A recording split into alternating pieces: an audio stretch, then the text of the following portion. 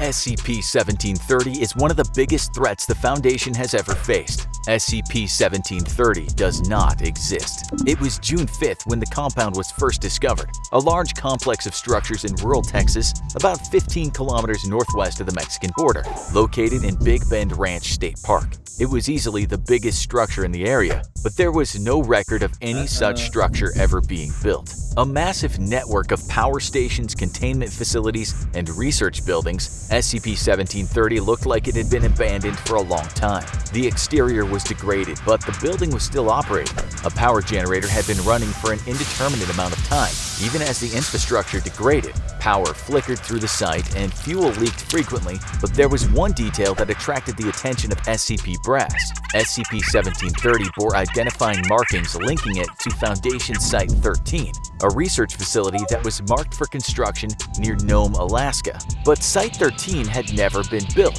having been abandoned in the planning stages. So why is it in the middle of Texas, fully constructed and long abandoned? The Foundation needed to know more, and they needed their best to investigate. It was time to call in the Game Wardens. Apollo 3, the mobile task force used to investigate dangerous sites, was brought in, and 5 elite agents were briefed and sent in: Ross, Houston, Noah, Ohalo, and Vigo. It didn't take long for them to discover that something was very wrong with the site of SCP-1730. The facility was located in the middle of South Texas, but the local flora surrounding it was native to Nome, Alaska. Something had transported a building that shouldn't exist to another place and time. Commander Ross ordered his men to enter, with Houston taking the lead. They discovered that the entry led down a long staircase. They descended slowly, following a strange light that no one could identify, but had a sudden shock when they discovered that the basement of the staircase was missing. The light suddenly stopped, and it became so dark that it was impossible to see what lay beyond the staircase. Upon probing the inky black void at the base of the staircase, they determined it wasn't a fog or shadow. It was a liquid, and it was rising. Ross ordered the men to pull back, but Houston was in too deep. He couldn't break free from the inky black liquid. The men pulled him away and got him free, but his legs were gone. Not ripped off because there was no blood anywhere, smoothly cut off, as if they were never there. And as they put Houston down, he stood up on phantom legs. He didn't feel any pain, but everyone could tell something was very wrong with this place. And the messages they started seeing on the wall made clear they weren't the only ones who knew it. What happened to Site 13? Death here.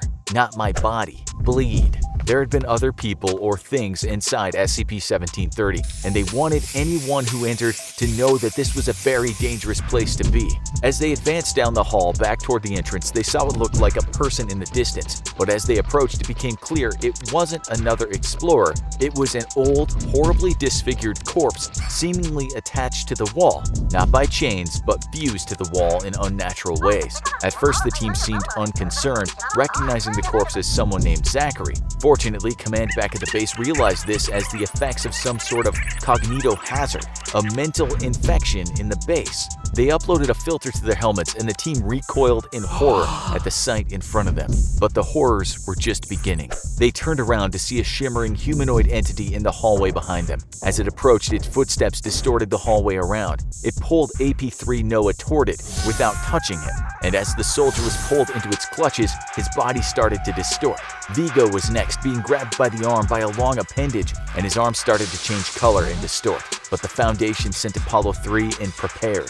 Houston produced a portable reality anchor designed to handle reality-warping entities, and with a flash of red light, the creature was revealed. It was a horribly elongated humanoid that only existed for a second before the reality anchor erased it and restored the hallway to its normal state.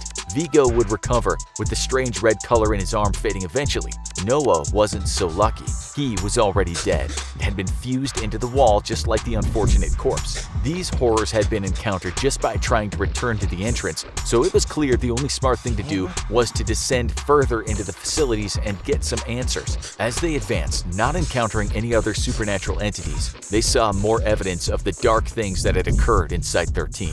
The infirmary had been torn apart, a cafeteria had been melted into slag, and a large group of containment cells ended with a section called Olympia Class. But while most of the other cells were standard-sized, these were over 100 meters high. What had the Foundation, or whoever ran this place, been keeping in these cells? They would get more answers as they made their way down the hall, where they saw a single television still working and illuminating the hallway.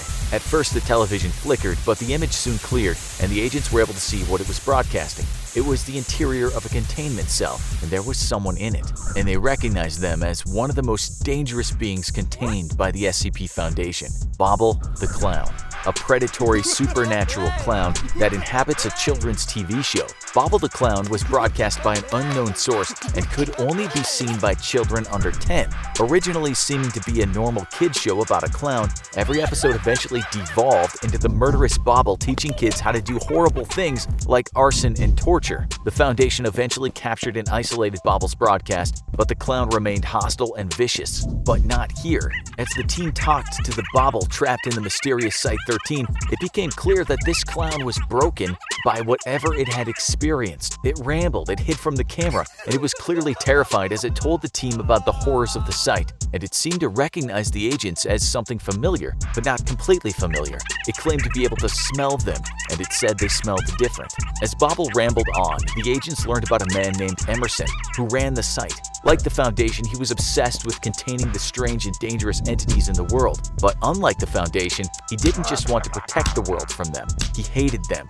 The entities in Site-13 didn't even have numbers. Emerson wanted to use them up however he wanted and to dispose of them. And something Bobble called the meat grinder. Entities that outlived their usefulness were taken down below and none were ever heard from again. It was directly counter to every SCP Foundation policy, but this site had clearly been performing these horrible experiments for years. How? And why hadn't anyone heard of it? The team continued to make their way into the facility, but their signals were lost as they entered the cryogenics unit. By the time contact had been restored, they were no longer alone. There were survivors, both agents of the Foundation and survivors of the facility, and they were angry.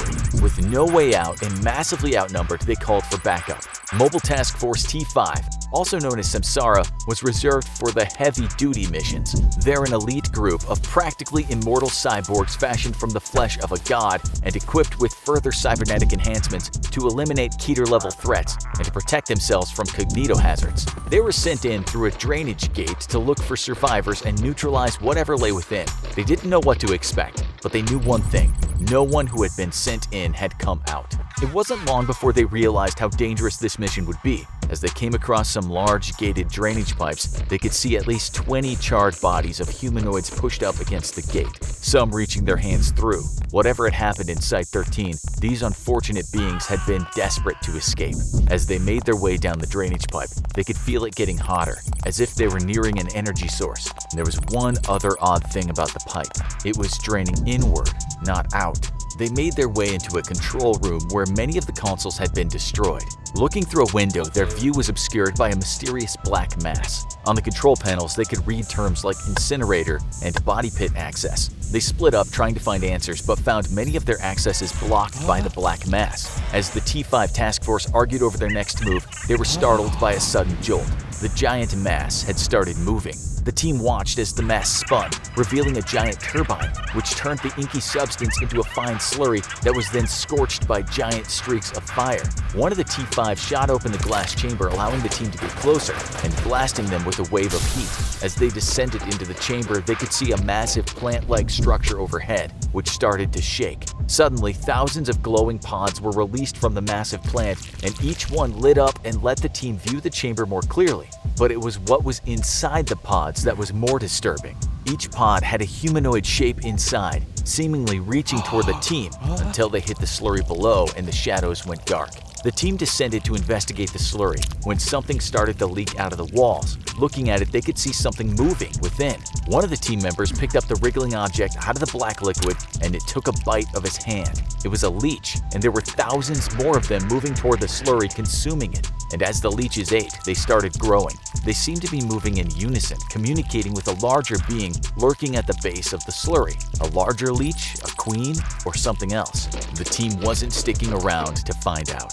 They beat a hurried escape from the leech room, finding themselves in another hallway. Whatever the black substance was, the entities who had been here had used it, scrawling blood on the walls over and over again. Occasionally, they would come across a drained corpse covered in the black fluid. Had the leeches bled them dry? The facility was so sprawling that the team knew if they wanted any chance of navigating it safely, they needed to get the lay of the land. They needed to find the control center. The door read stairs to cryonics, and the leeches were nowhere to be found. It seemed like a safe path, but as soon as the team entered, the temperature dropped drastically to well below where it would be safe for a human to survive. The team's internal heating system kicked in to save their lives, but it wasn't the only threat.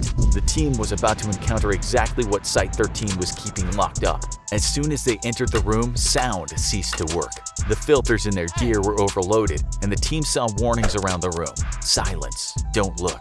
A massive, multi-limbed figure emerged, with each of its 60 arms moving independently. The creature had no head, but a large circular structure covered with ancient glowing symbols. Whatever it was ancient, all-powerful, and deadly. The team scrambled to get away as the glyphs on the creature burned white-hot. Anyone who touched it was burned. Anyone who looked too long at it felt their optical implants burn out. The symbols on the creature were indecipherable, but one word was clear and printed in English: Emerson. Site-13 was from another world, another timeline where the SCP Foundation evolved into something horrible, ruled over by Elliot Emerson. It tortured and captured its beings and eventually killed most of them in the horrors of the incinerators. When an escape threatened to destroy the facility, Emerson successfully activated a device that removed the facility from their world into ours. Of course, as any avid follower of the SCP Foundation will know, there's far more to the story than this. Emerson may have been the start of Site-13's problems, but he was far from the end.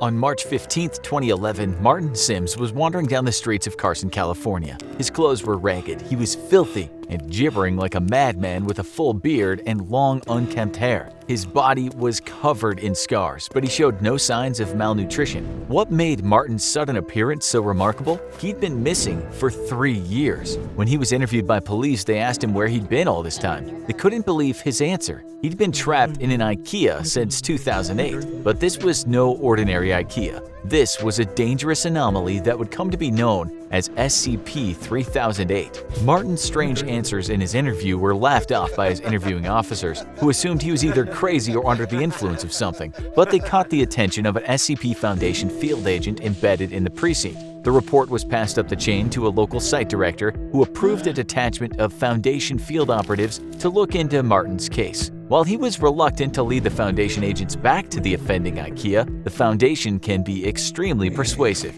His screams of "Please, I'm begging you, don't take me back, don't make me go back," were noted but ultimately disregarded. When the SCP Foundation had triangulated the position of SCP-3008, which was indeed an active IKEA, the entire retail zone was closed and barricaded under the pretense of a severe black mold infestation. Armed Foundation personnel also arrived on the site shortly after, based on Martin's vague statements that there were creatures of some kind inside. Due to his deteriorating mental health, Martin was unable to provide a great deal of lucid information on the specific traits of SCP-3008. But one phrase he kept repeating was "bigger on the inside." Once researchers were satisfied that Martin had delivered all the pertinent information he was able to, he was administered Foundation amnestics to erase his memory of the last 3 years and return to his family. A cover story was formulated. Martin had been kidnapped and abused for 3 years by a mentally unbalanced stalker in downtown Carson. He'd been able to escape as said stalker took his own life out of guilt, a suicide that the Foundation expertly fabricated to make their cover story airtight.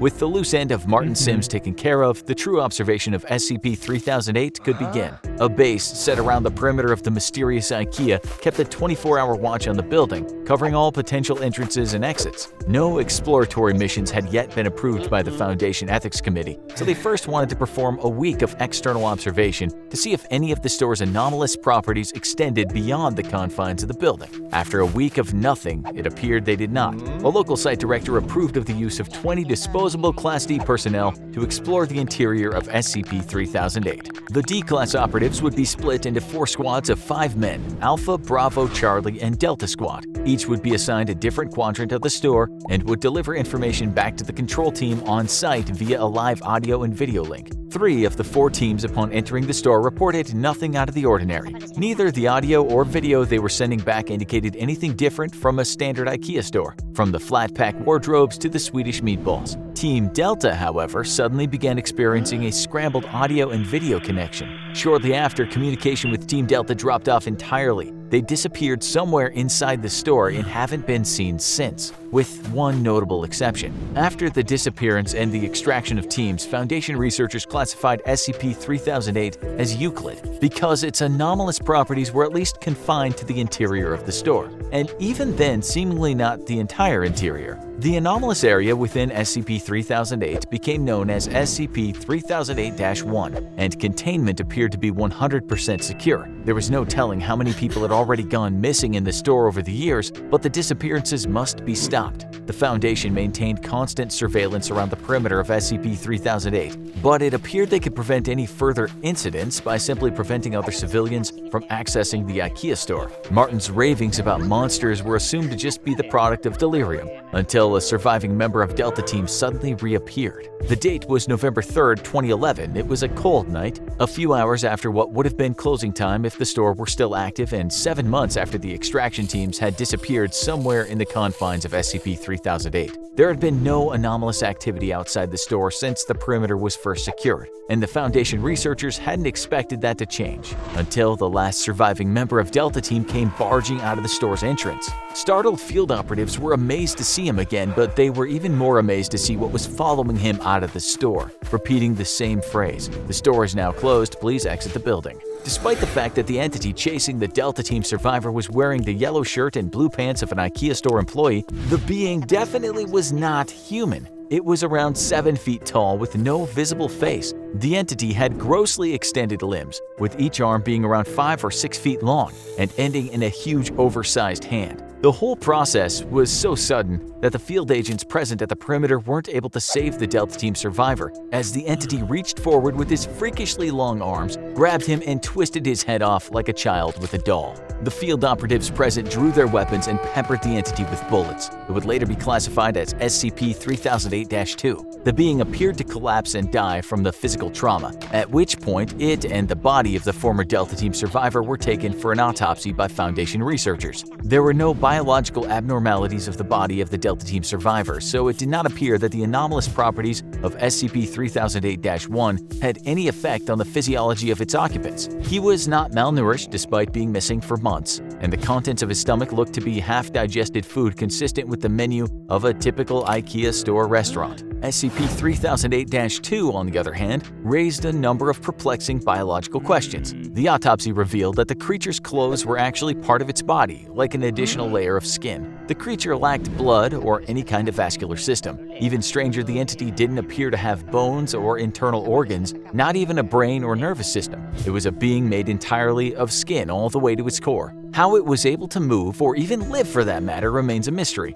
Though when you work for the SCP Foundation, you learn to accept that some things will always remain unexplained. One thing was certain though, Martin Sims was right about his monsters. After the incident with Delta Team, the Foundation deemed that sending manned explorations into the heart of SCP-3008 was too much of a liability, and planned a series of drone-based reconnaissance missions into the anomaly. The first of these drones experienced connection issues and failed when attempting to venture into the IKEA's anomalous zone. However, after a lengthy period of trial and error, the Foundation was able to establish a more secure connection with its drones, even when deep into the SCP-3008-1 anomalous zone. It was only then that some of the most extraordinary discoveries were made. SCP-3008-1 seemed to break the laws of spatial reality, as the area of the IKEA's interior was at least an order of magnitude larger than its exterior. Just as Martin Sims had said, it was bigger on the inside, but just how much bigger? The Foundation has yet to find evidence of any physical terminators within the store that might indicate SCP-3008-1 has an endpoint, while an area of at least 10 kilometers squared has been uncovered in SCP-3008-1.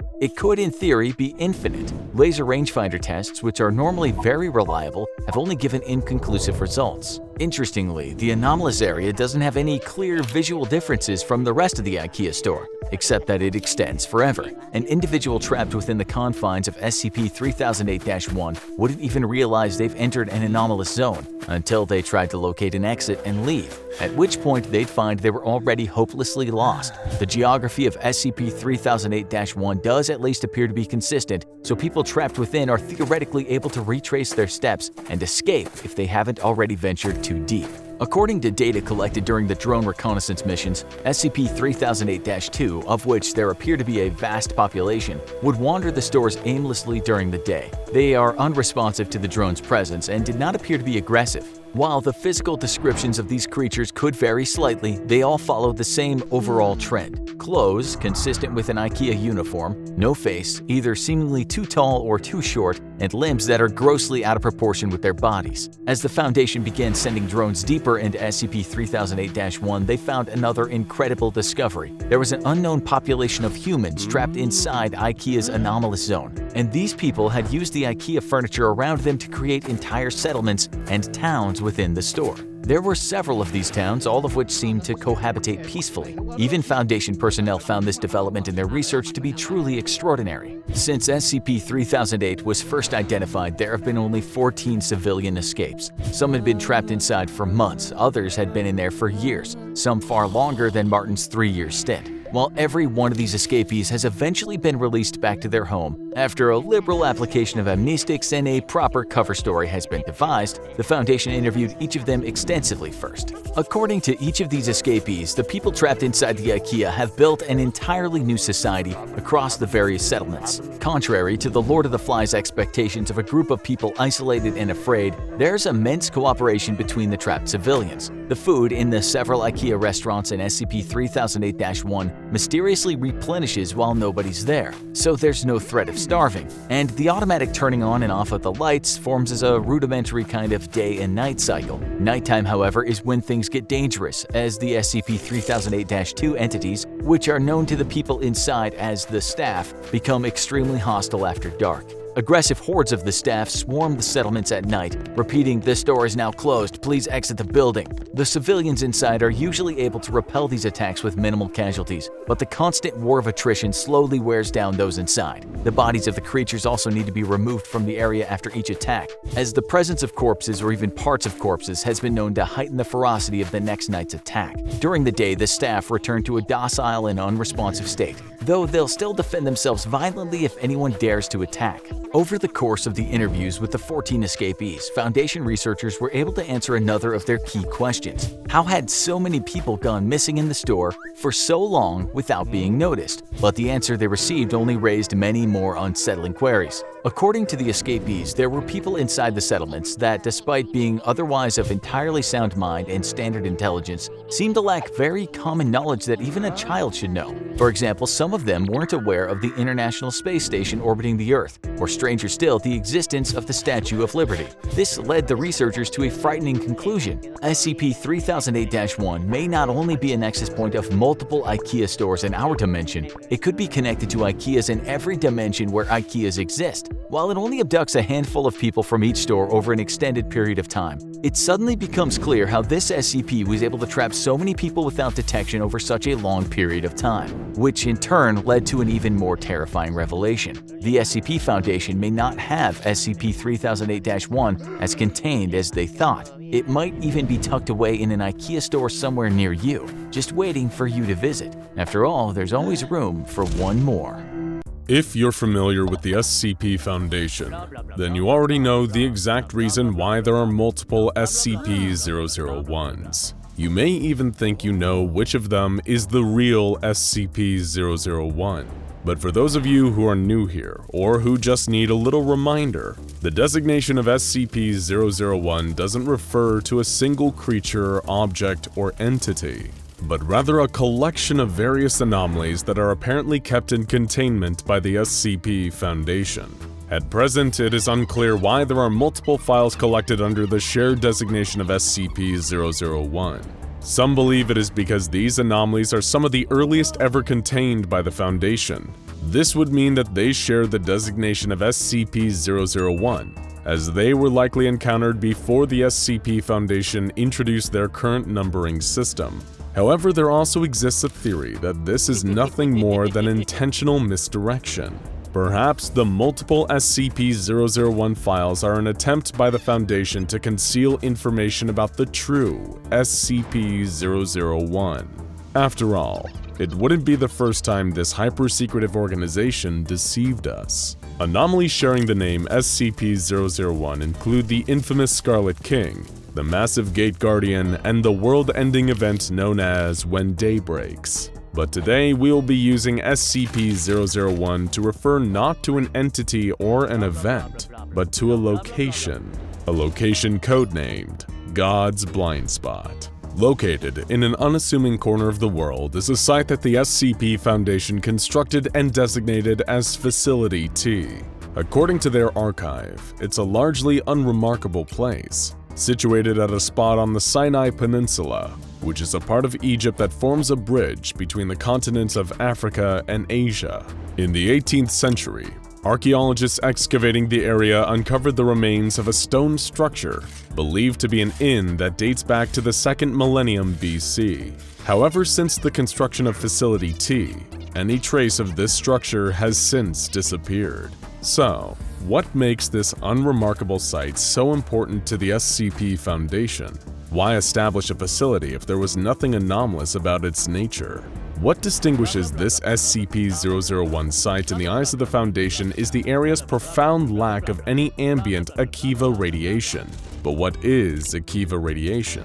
Well, according to the Foundation's researchers, it's a form of cosmic background radiation, one that's not overtly harmful to human beings. If you grew up in a strict church-going household, then it's highly likely you would have been exposed to a lot of this non-electromagnetic radiation and never even realized it. You see, the thing with Akiva radiation is that it is directly correlated with the amount of religious faith a person has. Regardless of which religion someone follows, Akiva radiation will form around them. It tends to be harmless to humans. However, certain anomalous entities and SCPs considered to be demonic in nature can be repelled and even fought off with high levels of Akiva radiation. The presence of other powerful anomalies, those considered more benign or even holy, can also create an increase in this radiation. SCP-001 has earned the nickname God's Blind Spot for a number of reasons, one being that it is the only place on Earth with a natural absence of this Akiva radiation. The Foundation has conducted experiments that involve bringing sources known to emit Akiva radiation into the area of SCP-001, but when they measured, no change in radiation levels was detected, meaning that the space around Facility T does not actively block Akiva radiation from entering it, but also cannot absorb or retain this religious radiation. It might be more accurate to say that the location destroys any trace of residual Akiva without damaging the source. A lack of faith-fueled radiation is far from the only anomalous property of SCP-001 though. During a number of tests involving D-Class personnel, the Foundation witnessed that, while in the area, it also becomes impossible for the death of any human being to occur, a discovery that obviously needed to be researched further. The first test involved a healthy human male who was left in a containment cell on the SCP-001 site and observed. He had no supplies, no food, no water, yet over 120 days this man stayed alive, never succumbing to starvation or dehydration. Next, a female member of D-Class was exposed to a lethal dose of cyanide gas within Facility T, and suffered none of the expected effects. Foundation researchers then repeated this cyanide gas test using 30 common brown rats, all of which were killed, proving that it was only humans that couldn't be killed while within SCP-001. God's Blind Spot seems to also be able to slow or halt the effects of terminal illnesses, as proven when a D-Class with stage 4 cancer was brought into SCP-001. Despite her prognosis stating that she would be dead imminently, the woman survived in the area for almost 800 days. Her cancer symptoms never advanced, and she only died after finally leaving the area of SCP-001. There are limitations to this anomalous effect though. One test involved cremating a healthy male D-Class while he was still alive. The man's body caught fire just as you would expect it to, and he was burned to death. According to the findings of that test and similar variations, Foundation researchers have learned that the life-preserving qualities of SCP-001 don't prevent death by extreme external damage. One of the final tests to take place within SCP-001 involved a pair of 24-year-old identical D-class twins. One of the twins, designated Twin A, was held at Facility T, while the other, Twin B, was imprisoned in a cell at a different Foundation site. After observing them for over 26 years, Twin B aged naturally to the age of 50. His twin, however, did not appear to age at all over the course of 2.5 decades. It was only when moved to another facility that Twin A began to show signs of aging. The aging process for Twin A was rapid too, and eventually he caught up with his brother. Being a benign, non-threatening anomaly, the Foundation has been more than happy to use God's blind spot to their own advantage. Facility T was specifically established on this site to house the headquarters of the O5 Council, the overseers of the entire SCP Foundation. It's hardly surprising that the Overseer Council would want to set up shop here. After all, it's the one spot on planet Earth where no human being can ever die of natural causes, and will not age for the duration of their stay. Of course, this locked the O5 Council to one location. But what if they could replicate the effects of SCP-001 elsewhere? Of course, this is what the SCP Foundation attempted. Following their research into God's blind spot, the Foundation's own Dr. Marvin Scranton attempted to artificially recreate the area's anomalous effects somewhere else. His hope was, by generating a vacuum of IKEA radiation, that a second instance of SCP-001 would occur at a location of his choosing. Or, as his assistant Bertrand put it, they planned to build a box and then push God out of it. As it turned out, God had other plans. Dr. Scranton quickly realized the hubris of his scheme. The IKEA radiation in the selected area rapidly dropped to 0, just as planned. But then something unexpected happened. Scranton detected an increase in humes. These are essentially parts of the fabric of reality and are what's often disrupted by reality-bending SCPs. Something had come into our world thanks to the O5 Council's attempt to recreate SCP-001. Something impossible for the Foundation to measure or observe. In other words, Scranton had no idea what he unleashed or where it went. Following this incident, the O5 Council realized a worrying increase in the anomalous incidents they were encountering. Whether or not this came as a direct result of their meddling with the fabric of the universe was unclear, but it forced the Council to reconsider the focus and direction of the entire SCP Foundation. Up until this point, they had been an organization focused purely on research, but now they had to embrace a new approach to how they handled anomalies. From then on, the Foundation's objective became to actively seek out and contain anomalous entities, creatures, objects, and locations like SCP-001. Rather than just observing these phenomena for study, they would secure, contain, and protect. The final portion of SCP-001's file is a memorandum detailing an arrangement between the O5 Council and an unknown counterparty. In the document, someone named Sheldon Katz set out revised terms for the Foundation's continued use of Facility T. Sheldon states that he has reached an understanding with the counterparty, and that the contents of the document are to serve as a formal agreement, a contract of sorts between the SCP Foundation and someone else. According to this contract, the incident with Scranton put a strain on the relationship between the Foundation and whoever the counterparty is, and that the O5 Council are seeking to make amends in order to continue their new goal of collecting and containing anomalies. So who was this counterparty that the Overseer Council was so desperate to appease and have on their side? Who could possibly be a higher power than the most powerful secret organization on Earth? Well, an actual higher power, of course. That's right, the O5 Council was making a deal with God over how they were allowed to use his blind spot, or at least a very powerful being that considers itself to be God. The rules laid out on their agreement stated that no person was permitted to stay at the site of SCP-001 for more than 120 years, including members of the O5 Council, along with other members of Foundation staff, management, researchers, security personnel, and test subjects. Additionally, the SCP Foundation's Ethics Committee was required to annually report any and all of the O5 Council's decisions to God. For his own part, God was restricted from smiting or exacting his terrible wrath upon any member of Foundation personnel. That's right. A perk of working for the SCP Foundation is getting around-the-clock divine protection, at least from God himself. That's still a lot better than an employee dental plan. This came with a condition, however, that anyone committing a transgression or mortal sin was given a 90-day written notice and an opportunity to repent their wrongdoing.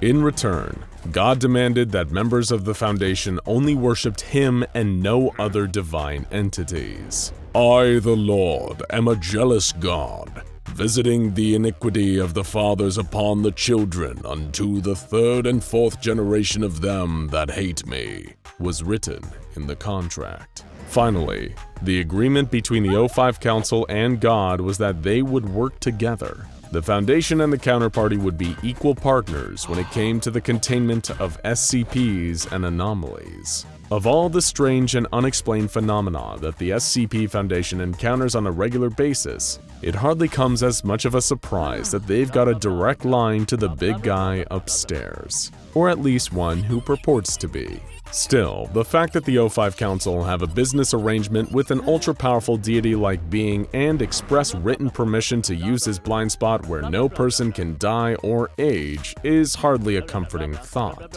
At least the SCP Foundation only ever uses its power for good, right? It was July of 2004, and Bill Murray was enjoying the peak of an extremely successful career. Not only had the iconic actor starred in some of the most beloved comedies of the 20th century, including Ghostbusters and Groundhog Day, he'd voiced the main character of the recently released live-action Garfield movie. It'd been a financial success, but it was a critical flop. Not that this bothered Bill. He was happy with the performance and the paycheck. What he wouldn't be quite as happy about was the horrifying encounter he was about to have with SCP-3166. On July 8th, Bill was enjoying a cold drink on the porch of his luxurious Beverly Hills home. The sky was beginning to darken as the sun set in the west. It was a blissful evening. His wife Jennifer was inside, watching TV. Nothing seemed particularly out of the ordinary until he noticed a quick flash of orange in the distance. It was almost too fast to register, this large orange shape darting past the corner of his eye.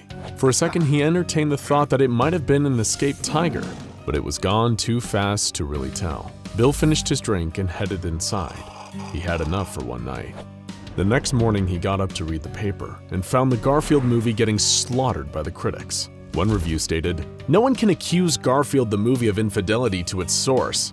It faithfully conveys the banality of Jim Davis's cartoon." Another called it, "a film without energy and without spirit." He put the paper down and ate his breakfast. A few blows to the ego were worth it for the paydays that came with big-budget family films. Just then, his wife came to him with a strange question. "Were you walking around downstairs in the middle of the night?" No, he hadn't. He'd been sleeping like a baby. Why did she ask? "Well," Jennifer said, "I heard some rustling downstairs last night. It sounded like something big." He hadn't heard anything though, and told her it was probably just her imagination. He put it out of his mind and continued about his day. He decided he would keep his eyes peeled for that orange blur again though. Bill didn't see anything peculiar the rest of the morning and went to a local cafe for lunch. He ordered a coffee and a cream cheese bagel, then made a quick trip to the bathroom while his food was prepared. When Bill returned to his table though, there was something strange. Instead of a bagel, there was a large heaping of lasagna on the table. What was going on? This cafe didn't even serve lasagna. Bill knew something was terribly wrong. Things only got stranger when Bill came home to find a small tuft of orange fur snagged on the frame of his front door. And it wasn't synthetic fur like you'd see on plush toys or stuffed animals. No, this was real animal fur. Maybe someone was just goofing off or trying to play some weird prank on him. But it didn't feel like it. Deep down, Bill Murray knew that he was in grave danger. Whoever or whatever was behind this, it wanted to hurt him. That night, his worst fears were realized. Bill's wife had left town for the week, and he was headed to the kitchen in the middle of the night for a glass of water when he saw something, a huge figure moving up against the glass door leading to his backyard. The thing was huge, nearly 7 feet tall, with a bloated, fur-covered, misshapen body that was pressed up against the door. Its fur was bright, garish orange, a cartoon orange. Strangest of all, though, was the sound it was making. It sounded like it was purring. Bill backed away from the door and then ran back to his room to hide. The whole night he sat cowering as he heard scratching against the walls, like something was trying to get in. He was terrified and too scared to do anything, even move. Finally, as morning broke, the noises seemed to stop. Bill had to do something. He couldn't let this nightmare go on another night. What if things got worse? What if that thing managed to get inside? He called the local police, and when they arrived, he explained the incredibly strange situation as best he could. He told them he was being stalked by some kind of huge cat, or at least someone dressed like a huge cat. Also, there was lasagna involved. The officers interviewing him could barely contain their laughter as he told them his story. A giant orange cat? Perhaps, one of them theorized, he angered some kind of obsessive Garfield fan through his involvement in the live-action movie.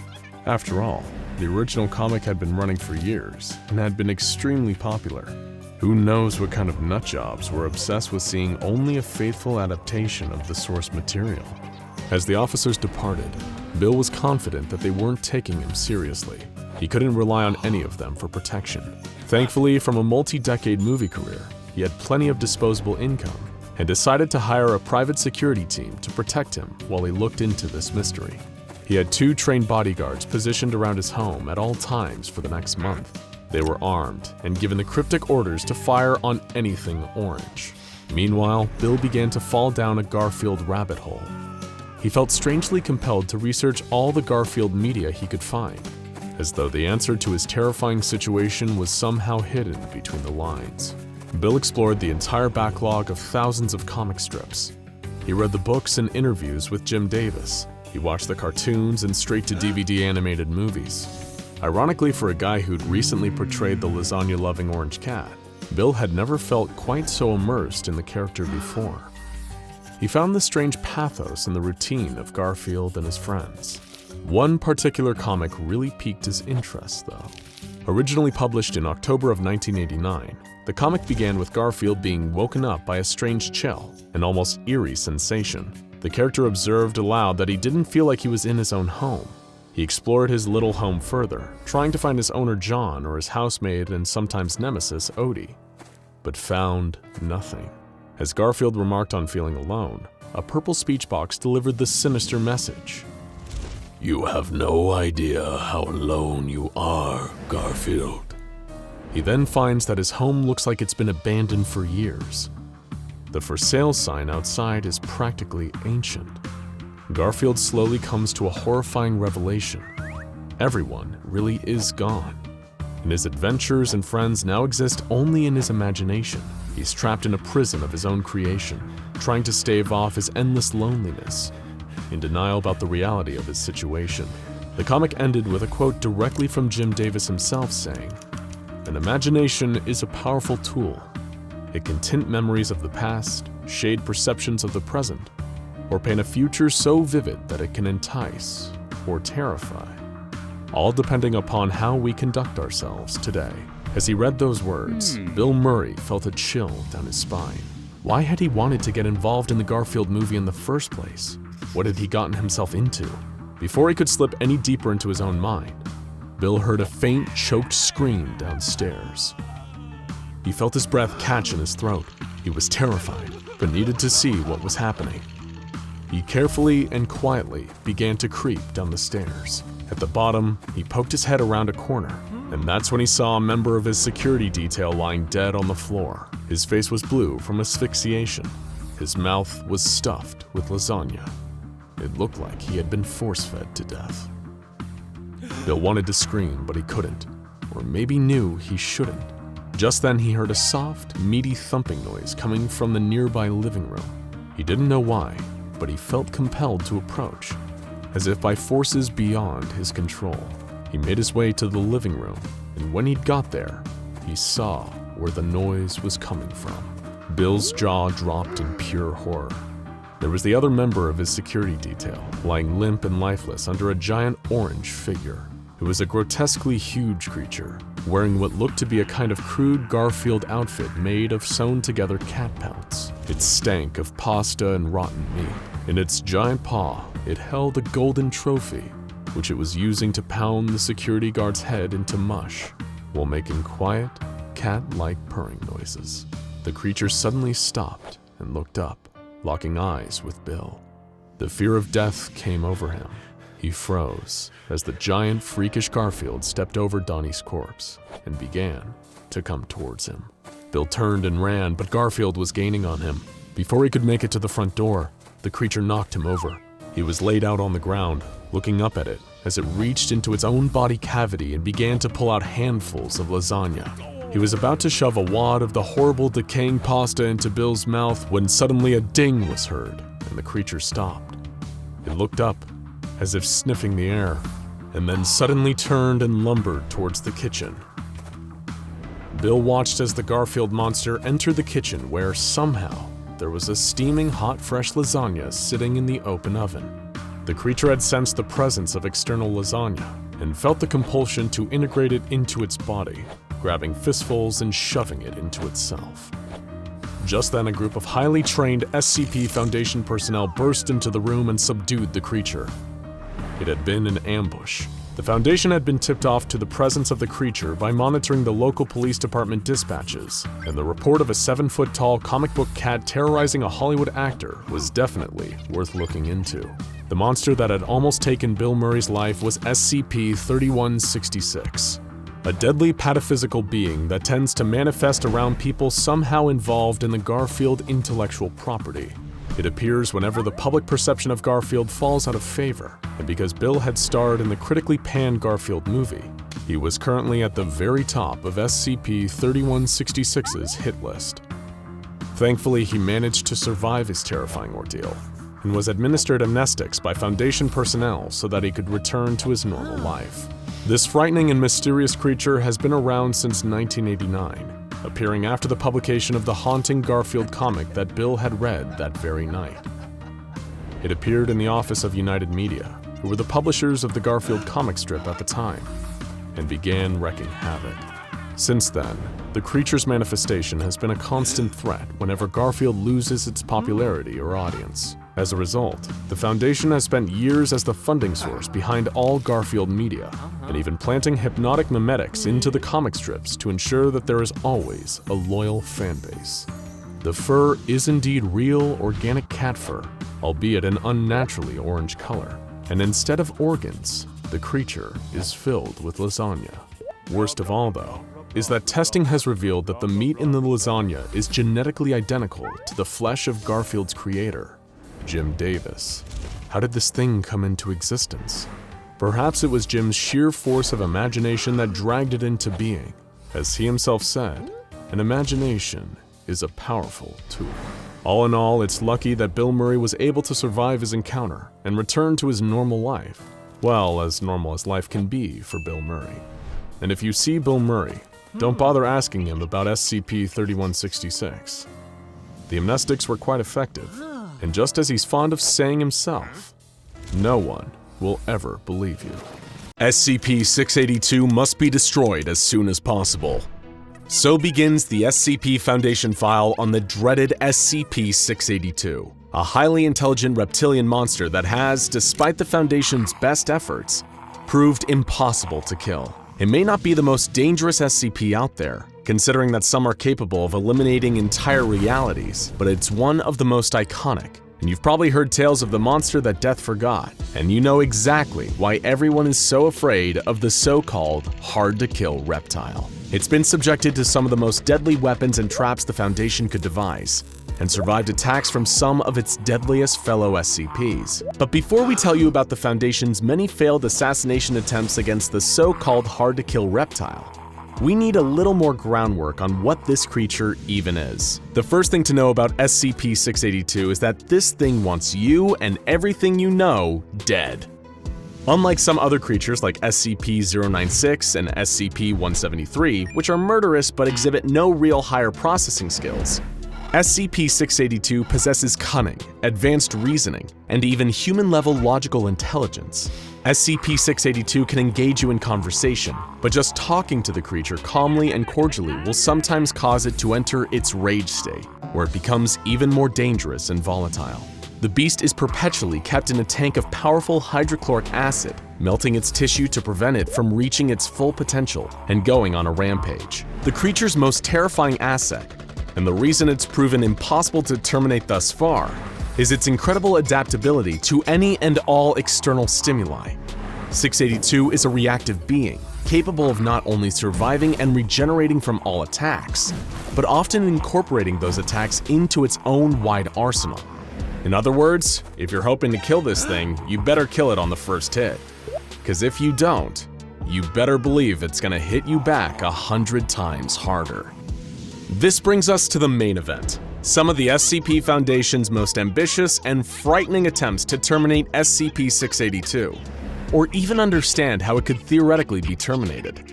There are quite literally too many unsuccessful attempts for us to list them all here, so think of this as a highlight reel of the Foundation's most prominent failures. 682 was first cross-tested with SCP-017, a humanoid shadow entity shown to be able to consume matter with its shadows and leave no traces behind.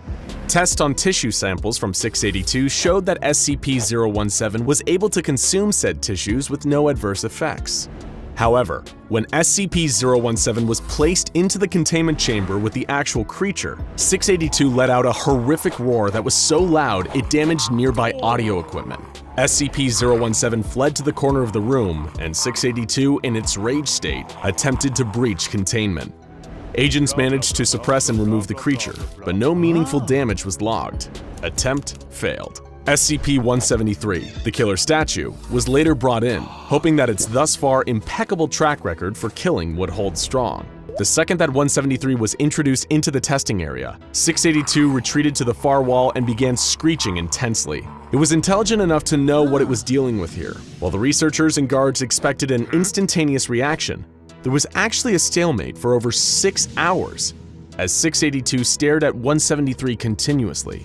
Eventually, the tie was broken when agents shot out 682's eyes with high-caliber sniper rifles, breaking the line of sight and causing 173 to attack. Though 682 sustained damage to several parts of its body, while its eyes regenerated, the creature was not killed. It then regenerated a number of eyes all over its body, covered in a clear armored carapace that made them resistant to bullets. The stalemate continued for an additional 12 hours as 682 maintained perpetual eye contact. 173 was eventually removed from the containment unit, and the mission was aborted. Attempt failed. In their desperation, the SCP Foundation restored to bringing in another dangerous and seemingly unkillable monster to take on 682.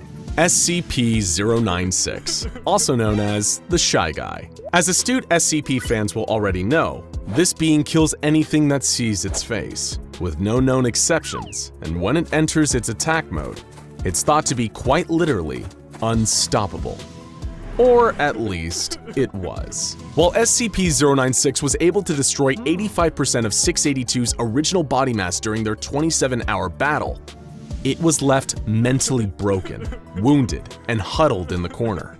To this day, if ever confronted with SCP-682, the Shy Guy reacts in pure terror, turning away and clawing at its own face.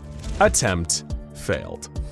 During a deadly containment breach, SCP-682 also went head-to-head organically with another iconic SCP Hall of Famer, SCP-106, also known as the Old Man. The Old Man and a shape-shifting psionic anomaly known as SCP-953 broke into 682's containment cell. The Old Man pulled both of his fellow anomalous combatants into his pocket dimension to continue the battle on his terms. However, despite losing 67% of his body mass during the ensuing pocket dimension showdown, 682 still prevailed, with the Old Man eventually fleeing back to his cell and 953 being collected and taken away by agents. Once again, SCP-682 continued to hold the title. But it wasn't just cross-testing experiments, intentional or otherwise. The SCP Foundation's quest to kill 682 led them to a number of more conventional murder methods, all with varying degrees of success. Due to SCP-682's highly adaptive abilities, some methods were discounted from the outset. For example, launching a powerful thermonuclear missile at the creature was soundly rejected by O5 Command, on the premise that if the creature wasn't destroyed and evolved to the point where it could shrug off nukes, humanity would be pretty much done for. Other ideas were abandoned just for being too ridiculous, such as one researcher's suggestion to fly the creature through the air and drop it from a considerable height, hoping to kill it with the high-altitude impact. I'm not sure we even need to tell you why that's a terrible idea, but during the experiments on SCP-682, the studies range from honest to incompetent to straight-up evil. One guest researcher fed 2 small innocent children to the creature just to see what would happen. He was then himself fed to the creature for his sadistic behavior, which was viewed as getting in the way of his professional conduct. After all, the Foundation is meant to be cold, not cruel. It was SCP-682 that had the monopoly on cruelty. Memetic kill agents were a resounding failure. They attempted to dismember 682 with a powerful laser, only to have the creature develop reflective surfaces that displaced the beam and caused catastrophic damage to the area around it. They attempted to kill the creature by sucking all the air out of its containment facility and create a vacuum, but it expelled a dangerous gaseous compound that reacted violently and exploded when air was once again introduced into the room. The Foundation used high-precision blades to slice SCP-682 into approximately 12,000 pieces, then separated these pieces. Unsurprisingly, by this point, this attempt also failed. The 12,000 pieces reformed a short while later into the fully operational killing machine we all know and fear. In one particularly frightening display of intelligence and adaptability, the Foundation attempted to kill 682 with extreme heat, but it shielded itself by developing a second carapace composed of solid helium. When personnel entered the room following the failed attempt on the creature's life, it shattered its helium carapace into deadly shards that fired around the room and shredded all Foundation personnel in attendance. It had set a trap, and that trap had been wildly successful. The creature's ability to adapt to seemingly any offense is unparalleled, to the point where Foundation staff have no idea how to classify this creature, whether it's organic, inorganic, or even alive at all based on any definitions we could understand. At every turn, the creature just raised more questions. What is it? Is it possible to destroy it at all by any means? Who was even trying to kill who here? Because it certainly seemed like SCP-682 had a masterful KD ratio by now. More extreme feats of cross-testing continued in the Foundation's growing desperation to eliminate this monster. SCP-162, which is a hypnotic ball of sharp objects, hooks, and high-tension fishing line, was introduced to 682's containment cell. The hooks latched onto the creature and tore huge portions off, including its entire lower jaw and one of its limbs. However, 682 was still able to breach containment, kill 11 people, and badly wound 86 others. It regenerated its severe injuries in no time. The beast was even taken to the domain of the Gate Guardian, one of the proposals for SCP-001. The Guardian had a flaming sword hotter than the sun, capable of destroying its targets on an atomic level. Naturally, SCP-682 survived and regenerated.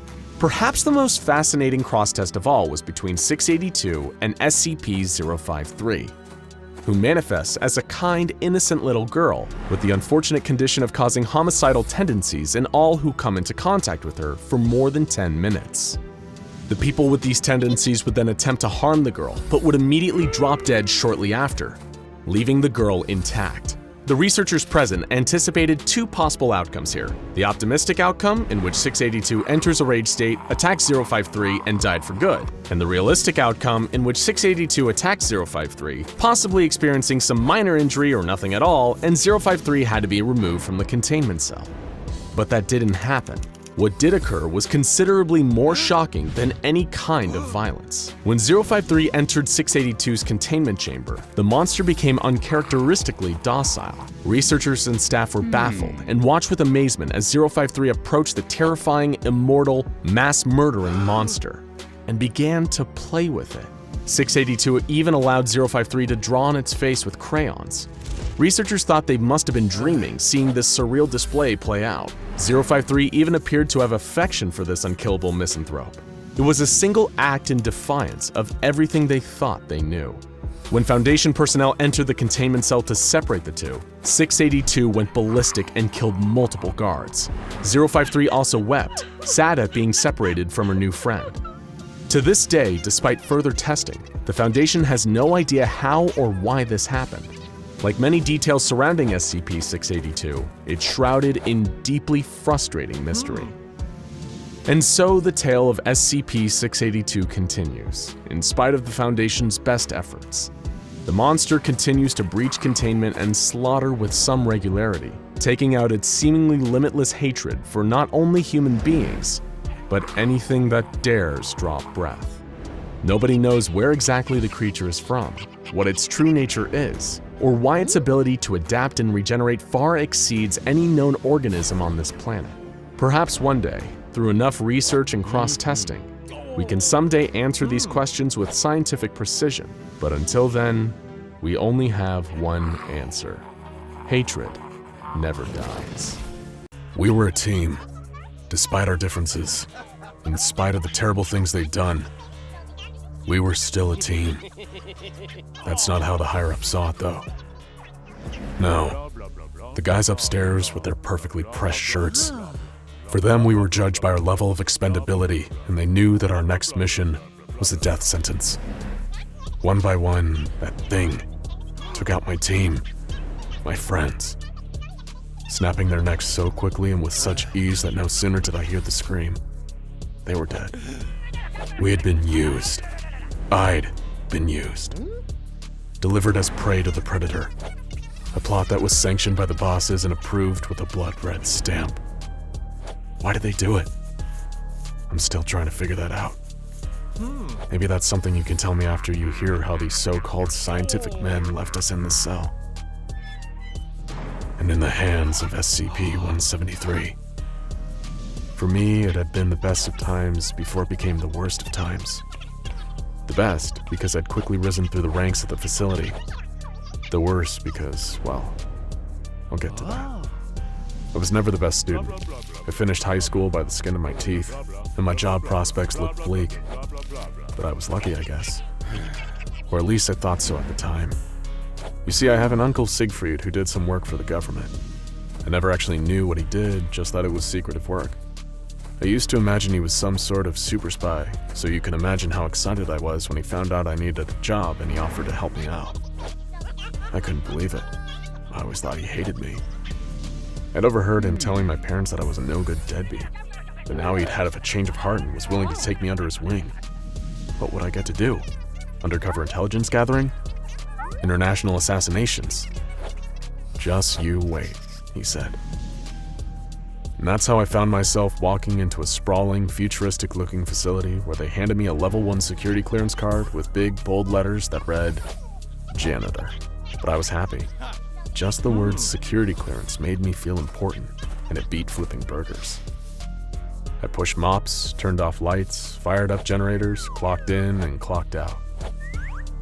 But all that time they must have been watching me, grooming me, waiting for the day they could throw me to the wolves. I should have known. I've always been an expendable kind of guy. After a few years, I was called to an office, and there was a man in a plaid shirt and kind of a tweed jacket that professors wear. He asked me, "Do you have any idea about what we actually do here?" And to be honest, I didn't.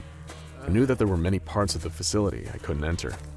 I imagined that down a maze of corridors were weapons being built, or prisoners being interrogated. But I had no idea about the anomalies. How could I? Before I was told anything, I had to sign a bunch of forms. There were so many I thought I'd get to find out who really killed JFK. And while they didn't come out and say it, what I inferred was that if I ever talk about what happens at the facility to someone outside the facility, well, let's just say it's not the kind of thing they'd spell out on a piece of paper, but it involves padded cells and rusty tools. I wasn't scared though. I was part of something big, something secret, and I loved it. So I signed my life away with no hesitation. Soon after, I was introduced to my first anomaly, the safe class, of course. They took me to an observation room, and from that room I could see into another room with a sign on the wall that read SCP-067. I just stood there, waiting for something to happen, when in walked another guy in a white lab coat. "Welcome to your first anomaly," he said. "Is it okay if I hook you up to this heart monitor? We want to gauge your reaction to what you see." "All I can see," I told him, "is an empty room with a table and what looks like a pen on top of some papers." "Correct," he said, half smiling, as if I was some kind of idiot. "That's SCP-067. I thought about telling him that if I needed years of training before I could see a pen, that I probably should have taken that fast food job. Could have been a shift manager by now. Then they brought a young chimpanzee into the room, small enough to be harmless. One of the guys forced a pen into the scared chimp's hand and something strange happened. It started scribbling. Nonsense at first, but suddenly it was sketching and drawing faster and faster. I could catch glimpses of words and images. By the time they dragged it out, it was flailing around like it was possessed. "That pen has power," said the man in the lab coat. "A power whose source or origin we don't fully understand. That's why we're here. That's why you are here." One of the guys in the other room held the chimp's drawing up to the window. It was a perfect sketch of the Tower of London, intricate and brilliant. Above the sketch was the title, "Tower of London, Tudor Period, circa 1541. The year Margaret Pole, the Countess of Salisbury, lost her head on the chopping block." Underneath that, the chimp had written, "Pity. She was no traitor. Take it from me, I was there." They didn't need to look at the heart rate monitor to see that I was shocked. That was far from the only anomaly I'd come into contact with, and I must have been doing something right, because in time I went from level 1 to 2 to level 3 security clearance, and that's when they made me a containment specialist. I won't bore you with all the details, but as you can guess, I dealt with the containment of anomalies. A lot of my time was spent looking through small windows and cell doors, making sure that whatever was inside was still inside and still in one piece. Other times I worked with field agents when anomalies were brought in, a transition period that the arrested freaks didn't much like. There was one certain anomaly, though, that I was tasked to oversee on many occasions. I like to think of it as my pet, but in hindsight, I was its pet. This was SCP-173, something that was in what we call the Euclid class, a classification meaning that we don't fully understand it, but know it is very dangerous. We know it's intelligent, we know it's unpredictable, and we know it will kill. And for that reason, there's people tasked with containing it and keeping an eye on it at all times. At first glance, you wouldn't guess just how dangerous 173 is. You wouldn't think it's incredibly intelligent. In fact, you'd think the opposite. That's because it's more or less a walking slab of concrete and rebar with stunted limbs and traces of spray paint that give the impression of a dopey face. We have to enter its cell twice a week for cleaning duties. It leaves a disgusting, foul-smelling liquid on the floor, a reddish-brown substance that I can only describe as a mix of blood and waste products. Where that stuff comes from has remained a mystery since we first contained it in 1993. Going into the cell was always a three-man job, because, and this is maybe the weirdest part about 173, it can't move if human eyes are watching it. That's why you need at least 2 people watching it at all times. If you were in the room watching 173 by yourself and blinked, you'd be dead before your eyes opened. We don't know how it moves that fast, but in that fraction of a second, your neck is snapped so hard it's almost like being decapitated. I've seen the videos to prove it. All it took was a sneeze. He wasn't even finished getting the rest of the achoo out when there was a flash and his partner was left lying on the ground. His head twisted around the wrong direction. So, you can understand why we now require 3 men for any time we must enter 173's cell. Then, a few months ago, I was told that a long process would begin to train and re-educate some future Class Ds. Class Ds are mostly prisoners with lifelong sentences, or those we've taken from death row and given a new lease on life. We were apparently understaffed, so why not employ these men whose lives had pretty much ended anyway? That was the rationale, or at least that's what they told me. I was told to train them on their new job, mopping up 173's mess, so that me and the rest of the containment specialists could focus on more important tasks. They hadn't been through the training I had, seen what I had seen. But after showing them the video of 173 nearly taking off a man's head, they were more than willing to follow the rules. They understood not to blink or turn away or sneeze, and that any lapse in focus could lead to a violent death. So I started to show them the ropes, how we move as a team into the cell and always keep the others informed on what we're doing. 173 was always sitting in the corner of a cell, no expression on that crude face. But when we walked in its cell, I got the feeling it knew something had changed. I felt almost as if it was communicating with me, but I couldn't tell what it was trying to say. And then it happened. It was a Tuesday afternoon, 3 days from the last time we'd cleaned. As usual, 173 had covered the floor with that horrible liquid. We headed in to clean. My new team alert as always, and some of them cleaned while others kept their eyes focused on the thing in the corner. Things were going smoothly when we heard a noise I knew very well. It was the sound of the cell door locking. Someone must have screwed up. "Hey guys, we're locked in here," I shouted through the intercom. Nothing. "Guys, the damn door is locked." Nothing. I lost it a bit. "Open the door, will you?" Nothing. My team looked at me. The ones not on eye contact duty, that is, as if I should know what to do, hoping that this had happened before and that there was some kind of standard plan to deal with it. There wasn't. We were always observed when in the room, and I knew that a technician couldn't accidentally lock the door. It was impossible. There were protocols. Someone had done this on purpose. The four of us sat in the corner of the room as far from 173 as possible, our eyes locked on it. It didn't move an inch as usual, just stood, staring at the wall as it always did. We stayed awake through the night, talking a little, holding on to the slim hope that something had gone wrong. But as night turned to day again, we all began to lose hope. We weren't sent here to clean. We were a test. Totally expendable. Lab rats. But I wouldn't go down without a fight. We couldn't just stay up forever. That was a death sentence. I suggested that 2 of us stand, 1 sit and rest, and 1 get some sleep. We'd take shifts. A couple hours on, a couple hours off. Maybe we could show that we wouldn't give up. They'd have time to realize what they were doing was insane, call off the test, and come free us. We made it through a couple of shifts like this, and it seemed like we'd actually be able to make it another day or 2 when everything went wrong. It was my turn to sit and rest when I heard the worst possible noise. Snoring. The con next to me was sleeping quietly, so it must be one of the standers. I glanced over for just a split second and saw both of them, leaning against the cell wall dozing. At the same time, I saw the flash. Crack, snap, pop.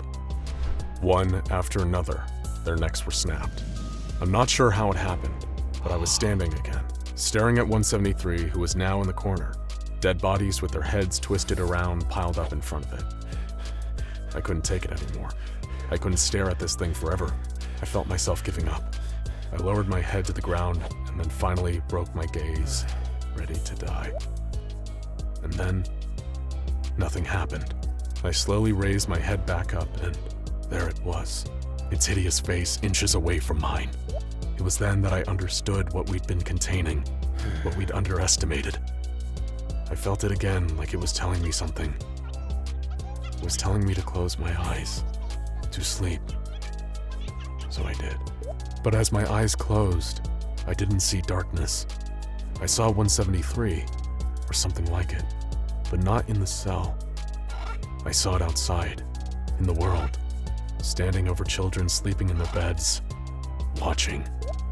I saw them hiding in the shadows, staring out at passers-by. Then I realized they weren't watching, waiting to pounce. No, they were hiding. My eyes popped open as the door opened and in rushed 6 security personnel. They took me outside, jabbed my leg with a syringe, injecting me with something as the world faded away. Incident report. Time and date redacted. Following the experimental forced interaction with Euclid class anomaly SCP-173, subject has ceased responding to external stimuli and appears to have taken on the traits and behaviors of the anomaly. Subject now spends entire day sitting in corner of cell staring at the wall. Staff are advised to proceed with caution when dealing with subject, as the only behavior they engage in is an attempt to strangle anyone who enters the cell. No treatments have shown any effectiveness, and subject will unfortunately require incarceration, likely forever. It's 3 a.m. and the facility is quiet. Office workers and administrators roam the halls. Security officers stand at their posts, clad in advanced tactical armor and carrying standard-issue M4 carbines. 3 Foundation employees sit at flickering monitors watching a live feed of footage from the containment cell of the infamous SCP-106, or as it's referred to by all staff, the Old Man. No Foundation personnel are permitted to travel within 60 feet of the cell for security reasons, and nobody is permitted to physically interact with the anomaly without the approval of 2/3 of O5 Command. The observer's eyes itch and sting from hours of unending blue light exposure, but they can't look away. The old man is crafty. He might have the insatiable bloodlust of a hungry great white shark, but he's not mindless. He's a calculating predator, more sadistic than the worst human serial killer, and he's always searching for the next opportunity. According to the Foundation records, he's been active since at least World War II, and it's estimated that he has hundreds if not thousands of victims to his name, and many of those made simple but extremely foolish mistakes of underestimating him. After all, it only takes a few seconds of inattentiveness and the briefest moment of distraction to give him the window he needs. To do what, you ask? Oh, don't worry, you'll find out, just like they did. The old man has his nickname for a reason. Most of the time, he really does look exactly like that, an old man, or more specifically an old man's decaying corpse, his body covered in rotten, dark, grayish-black flesh that looks like putrid meat. Though the creature has been observed being able to change shape, the rot seems to run too deep for the old man to ever hide it. Foundation employees that have observed SCP-106 for extended periods of time have reported seeing it assume the form of grinning, decayed children and women whose rotted flesh barely hangs on their creaking bones. Just seeing the images through a video feed is enough to cause a lifetime of insomnia and other sleeping issues. Still, they have a job to do and the cameras remain fixed on the old man. He's been completely motionless for 3 months, just sitting there like a Buddhist monk in deep meditation. A novice might see this period of inactivity as a cause for celebration, but those with experience know that this is merely the calm before the storm. SCP-106 can remain in a dormant state for months at a time. Described by the Foundation scientists as a lulling state, it's believed that the old man is simply waiting for its captors to get soft, make a mistake, or simply have a momentary lapse in concentration, which is all it needs to make its move. It had happened so many times before, and it was about to happen again. One of the observers must have felt an overwhelming wave of anxiety as he saw the creature ever so slightly twitch. Just a tiny quiver in the shoulder muscles, but that was enough to tell the observer that their day had just taken a terrifying turn. He grabbed the emergency phone fixed to his desk and practically screamed into the receiver that 106 is moving, that they need a tactical team stat. But it was already too late. He and the other 2 observers stared into the monitors with their mouths agape as a gooey, rust-like substance began to pool around the creature on the floor of its cell. Slowly, the creature craned its withered neck around. Its face was fixed into a broad, yellow-toothed, lipless grin. Its eyes had the kind of dull, flat malice of an underwater predator. It looked directly into the camera, directly at them, and smiled. The observers knew this was bad. Really, really bad. With what they could have sworn was a little nod, the old man began sinking into the rusty puddle it made on the ground beneath it, until it had disappeared entirely. SCP-106 is capable of phasing through any solid surface with ease, making it one of the hardest entities to reliably contain, and earning it a spot on the dreaded Keter class, reserved for the anomalies that are complete nightmares to keep locked up. Through the years of costly research and deadly trial and error, the Foundation would later devise ways of at least slowing the creature down. It's shown to have an aversion to lead, highly complex or random physical structures, and intense bright light. None of these cause harm to the creature, as far as we know, literally nothing can, but they'll at least buy you some precious extra seconds with which to at least try and escape. Seconds the 3 observers didn't have. One of them grabbed an emergency line again and barked into it that they had lost visual on the anomaly. Just then, the observers heard a faint crackling sound behind them and the hissing of a chemical burn. They turned in horror to see a huge rusty burn mark expanding across the wall, right next to the door, which was their only escape route. They backed as far away from the door as they could as a rotten hand began reaching out of the mass of corrosive black sludge, followed by the grinning face of SCP-106, ready to have some fun. Meanwhile, 2 heavily armed security officers, Agents Goodwin and Resnick, came charging down the corridor toward the observation rooms. It became a bleak slogan during SCP-106 escape attempts that all you need to do is follow the screams, and that motto was proven true that night, because awful things were happening to the observation personnel. They were certainly screaming about it. Of course, even with the top-of-the-line firearms, there was little they could do to harm the rampaging old man. He seemed immune to all forms of physical damage. All they could hope to do was keep the thing distracted until the scientists and containment specialists finished the preparations to lure him back into his containment cell. Goodwin surged forward while Resnick covered his 6. Vigilance was key, as unlike a standard human combatant, SCP-106 could attack from literally any angle, including above or below. Physical obstacles were irrelevant to him, and no cover was safe. The hardened security officers could see the burn mark on the wall of the observation room as they approached. SCP-106 was perpetually coated in a thick black mucus with powerful corrosive properties that left any surfaces it touched permanently marred. Foundation scientists speculated that this mucus served as a kind of pre-digestive substance that tenderizes meat and bone alike, but to what purpose this serves is a mystery, as the old man has never been observed eating. It's postulated that the only purpose is causing additional pain. Goodwin and Resnick knew to treat this hissing sludge as a potential threat, as the corrosive properties would remain active for as much as 6 hours before finally fizzling out. The two officers shared a quiet nod before Goodwin breached the observation room door with a hard kick. The two of them surged inside, guns at the ready. In their time working at the Foundation, they'd seen some truly horrific sights. From the mutilation of D-class personnel, typically death row prison inmates brought in for use as SCP guinea pigs, to the violence and mayhem of a containment breach. But there was nothing in their past that would ever make the horrifying sight they saw in the observation room that night feel normal. All three observers were dead. Almost nothing remained of two of them, and the third, while still intact, no longer looked human. He looked like he'd somehow been dead 100 years in the brief period that the old man had been free. His skin was gray and completely dried out, and his mouth was locked into a perpetual scream. It was a massacre, but there was no sign of the old man. Goodwin grabbed his radio and whispered, "This is Goodwin in Observation Room 6, requesting immediate backup. We have no idea where this thing," but his sentence was cut off by a sudden scream from Agent Resnick. SCP Foundation security officers are as tough as nails, the best of the best, you might say, recruited from the top military organizations in the world. So hearing one of them scream in fright is a rare, if not impossible, occurrence. But even they were forced to yell out in fear when they looked up to see the old man standing on the ceiling, grinning down at them. Resnick raised his M4 and shot a 3-round burst at center mass. SCP-106 didn't care. Even under sustained gunfire from the two security officers, it didn't flinch. The old man simply reached down and snatched Agent Resnick from the ground like it was picking an apple from a tree.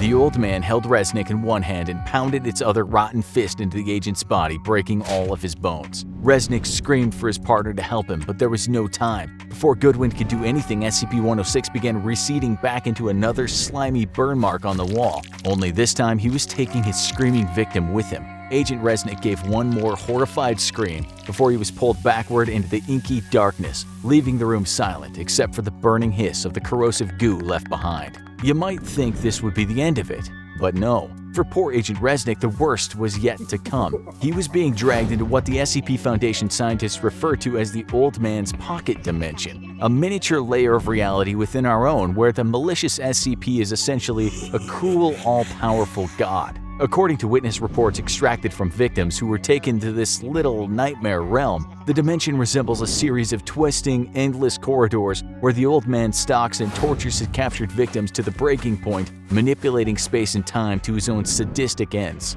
On rare occasions, the SCP will even release its victims just for the joy of hunting, capturing, and torturing them all over again. While Agent Resnick was learning the true meaning of terror, containment specialists were mobilizing in its cell, preparing the one known tried and true method of luring the old man back, tempting it with the prospect of causing even more suffering. In order to do this, Foundation personnel take one of the aforementioned Class D personnel and begin inducing extreme pain by breaking a major bone or slicing a tendon every 20 minutes. The victim's agonizing screams are then played over the facility's intercom, acting as bait for the pain-loving old man. The screams echo through the facility's otherwise silent halls as the mutilated corpse of Agent Resnick falls from a new scorch mark on the ceiling. The old man can hear the sounds of suffering ringing out through the air around him, and he can barely contain his excitement over the prospect of a new plaything. The snapped femurs, the torn Achilles tendons, it was all too good to miss. Having had its twisted fun with the security officers and observers, SCP-106 wandered back to its containment cell, where a new screaming victim awaited.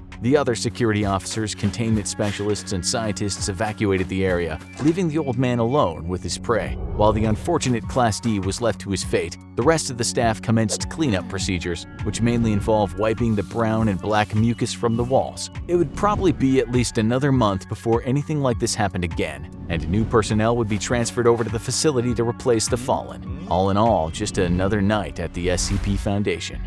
It goes without saying that the SCP Foundation archives are filled with some terrifying monsters. Even the deadliest creatures can, in theory, be defeated, or at least soundly avoided. After all, they're just flesh and blood, or in some cases, metal or concrete. But what if reality as you know it one day just broke? Or worse, you were transported to a reality so frightening and alien to our own that death seemed like the only escape. but you couldn't even give yourself that. This brings us to today's topic, the terrifying alternate reality of SCP-3001. The Foundation is no stranger to freaky alternate dimensions, but what was experienced by Joint Lead Researcher Dr. Robert Scranton at Site-120 is a truly unique nightmare. Co-managed by his wife, Dr. Anna Lang, Site-120 is a facility largely designated for research into SCPs with dangerous reality warping capabilities in order to mitigate future containment breaches. Reality warpers are among some of the more perplexing and dangerous SCPs, from the pocket dimension creating SCP-106 to the SCP creating Dr. Wondertainment and everything in between. Scranton and Lang's goal to further study such entities was an admirable one, if a little overambitious. And on January 2, 2000, during the testing of a new technology created by the Foundation's leading power couple, disaster finally struck.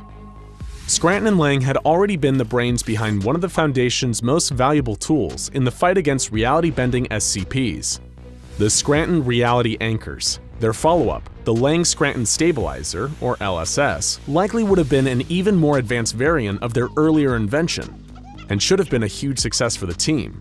But things didn't turn out that way. Dr. Scranton and several other researchers were gathered in Reality Lab A performing routine tests on the LSS prototypes.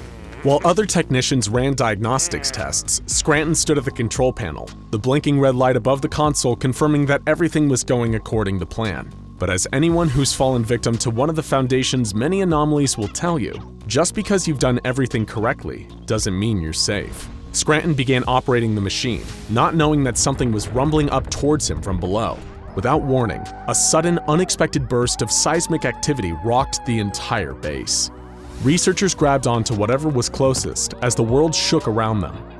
In his panic, Dr. Scranton clung to the LSS control panel as the seismic blast fried the circuits and kicked it into overdrive. There was a blast of magnificent blinding light, and when the rumbling stopped, not only was the doctor gone, he had been erased from reality as we know it.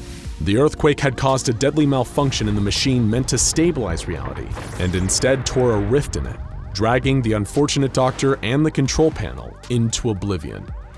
His wife, Dr. Lang, and the many researchers who idolized him were devastated by his unexpected demise at the hand of what should have been his crowning achievement. The one silver lining was that this reality-ripping event had almost definitely eliminated the doctor quickly and painlessly. As far as the Foundation and his loved ones were concerned, Scranton's death had been immediate and complete, a luxury afforded to few Foundation employees who die anomalous deaths. But sadly, that isn't how Dr. Scranton's story, or the story of SCP-3001, ends. No, this is where it all begins. How do we know all this? In the hellish new place where Scranton had been transported, the control panel from the LSS that he'd been clinging to for dear life had been transported with him, and continued to record audio data from this anomalous location. Not that Dr. Scranton realized it, not at first anyway. As far as he knew, he'd suddenly been transported into a pitch-black location. No sights, no sounds, no sense. True nothingness.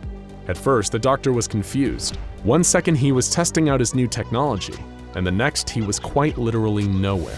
In spite of his current situation, the doctor was still an intelligent and rational man.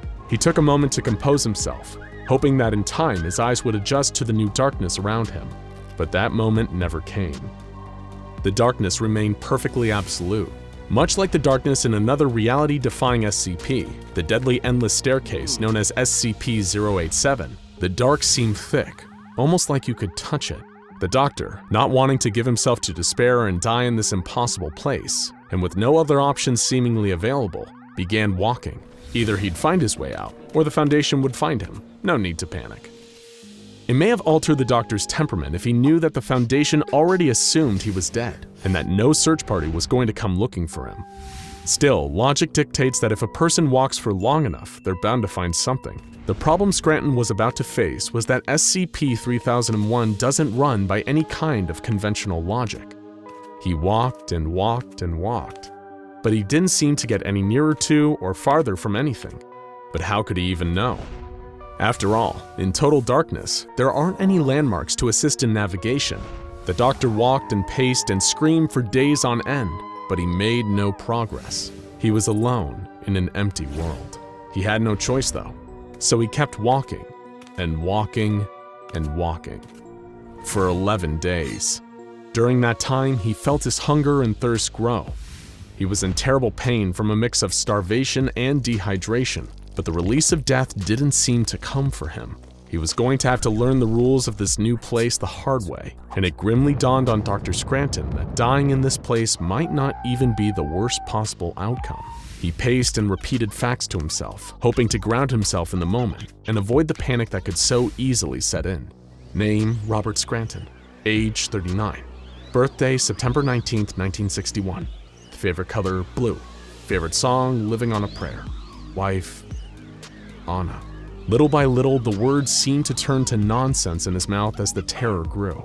Just as he felt like he was about to lose his mind, he noticed something. A small oasis in the endless darkness of SCP-3001. The glowing red light on the LSS control panel. Where had it come from? And how was it still recording? The doctor had no idea, but he was grateful for any kind of familiarity in this strange darkness around him. Perhaps the LSS could be the key to saving him, or at least figuring out what on earth was going on here. Whatever the case, there was no denying that having the panel here was better than nothing. At least, when it was found, if it was ever found, then people would know what had happened to him. As the days passed and he continued to mysteriously survive, Dr. Scranton deduced that one didn't need food or water to survive continually in SCP-3001. The location had an anomalous effect on its inhabitants. As the days passed and turned to weeks of wandering in the darkness, Dr. Scranton further deduced that he was no longer in his home dimension. This was an entirely separate pocket dimension, much like the one possessed by SCP-106, but featureless, a perfect self-contained void. Now dimly illuminated by the red light of the panel, Dr. Scranton explored further into the void around him. He traveled for months on end, the pain of his deficiencies growing by the day, but found he was getting nowhere. All things considered, he wasn't even sure he was moving, or whether reality and darkness were swirling around him like a thick liquid. Rather than walking on a single flat surface, he was moving in all directions across a three-dimensional plane. The space-time continuum appeared to be entirely broken here, where movement is more defined by the conscious intention to move than any real geographical repositioning. Dr. Scranton knew that this place broke every single one of Kijel's laws of reality parameters. And from his years working with a plethora of reality warpers in Site-120, he had a theory for why this pocket dimension was so strange. It had an extraordinarily weak Hume field. Before we get back to Dr. Scranton's semi-living nightmare, we need a quick primer on Hume theory and why having a weak Hume field is such a problem. A Hume is a unit of measurement for the strength and amount of reality in a given location or being. In an area with an incredibly low Hume field relative to our world, such as SCP-3001, universe breaches and anomalous incidents rise significantly. At the time of his being trapped there, SCP-3001 had the lowest number of Humes in any recorded environment, making it a phenomenally anomalous zone.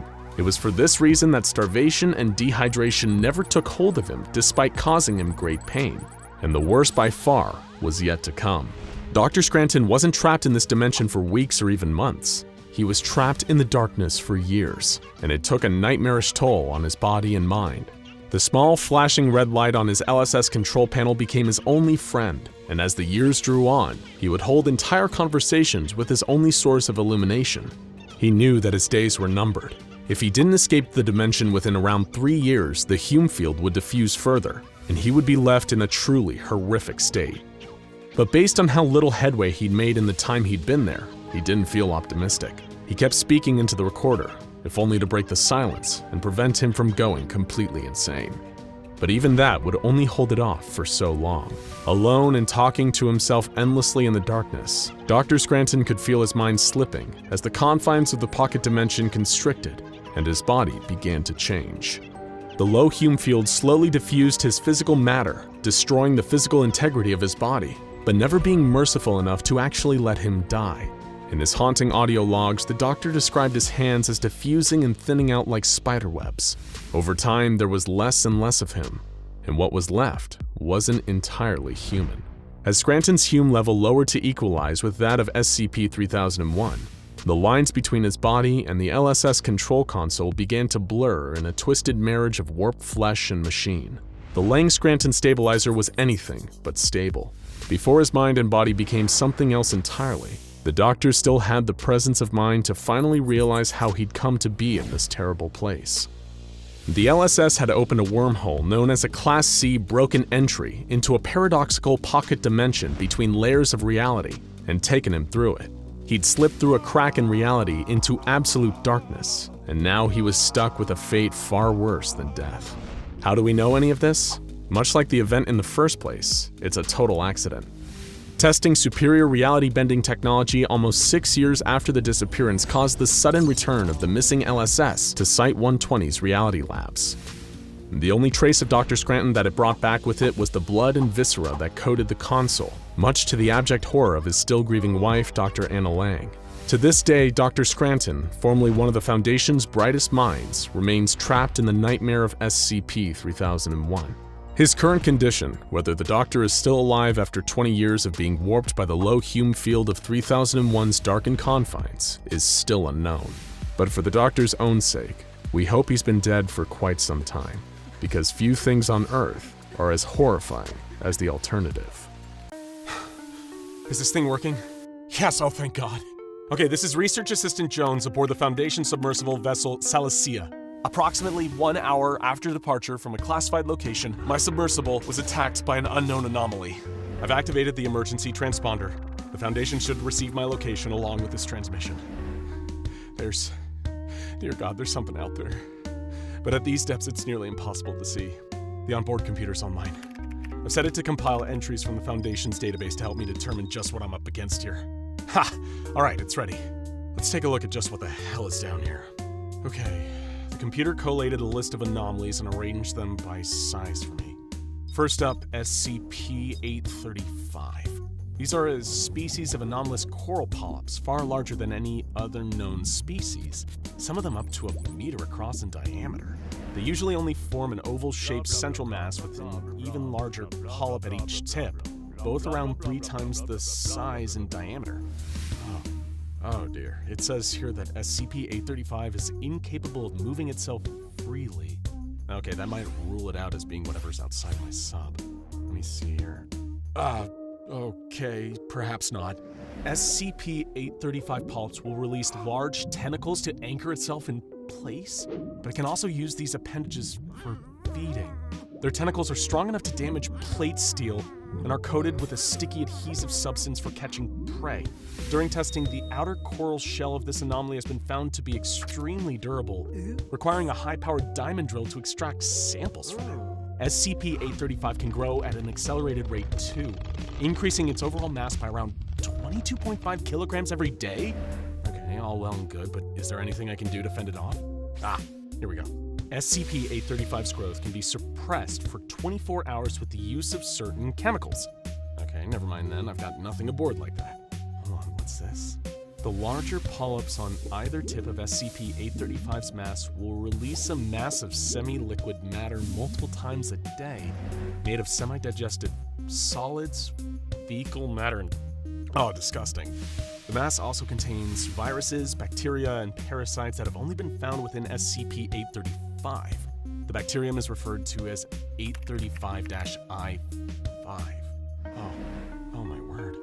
Closer analysis of SCP-835 have revealed that the polyps themselves, while they might appear to be coral, are actually composed of human body parts.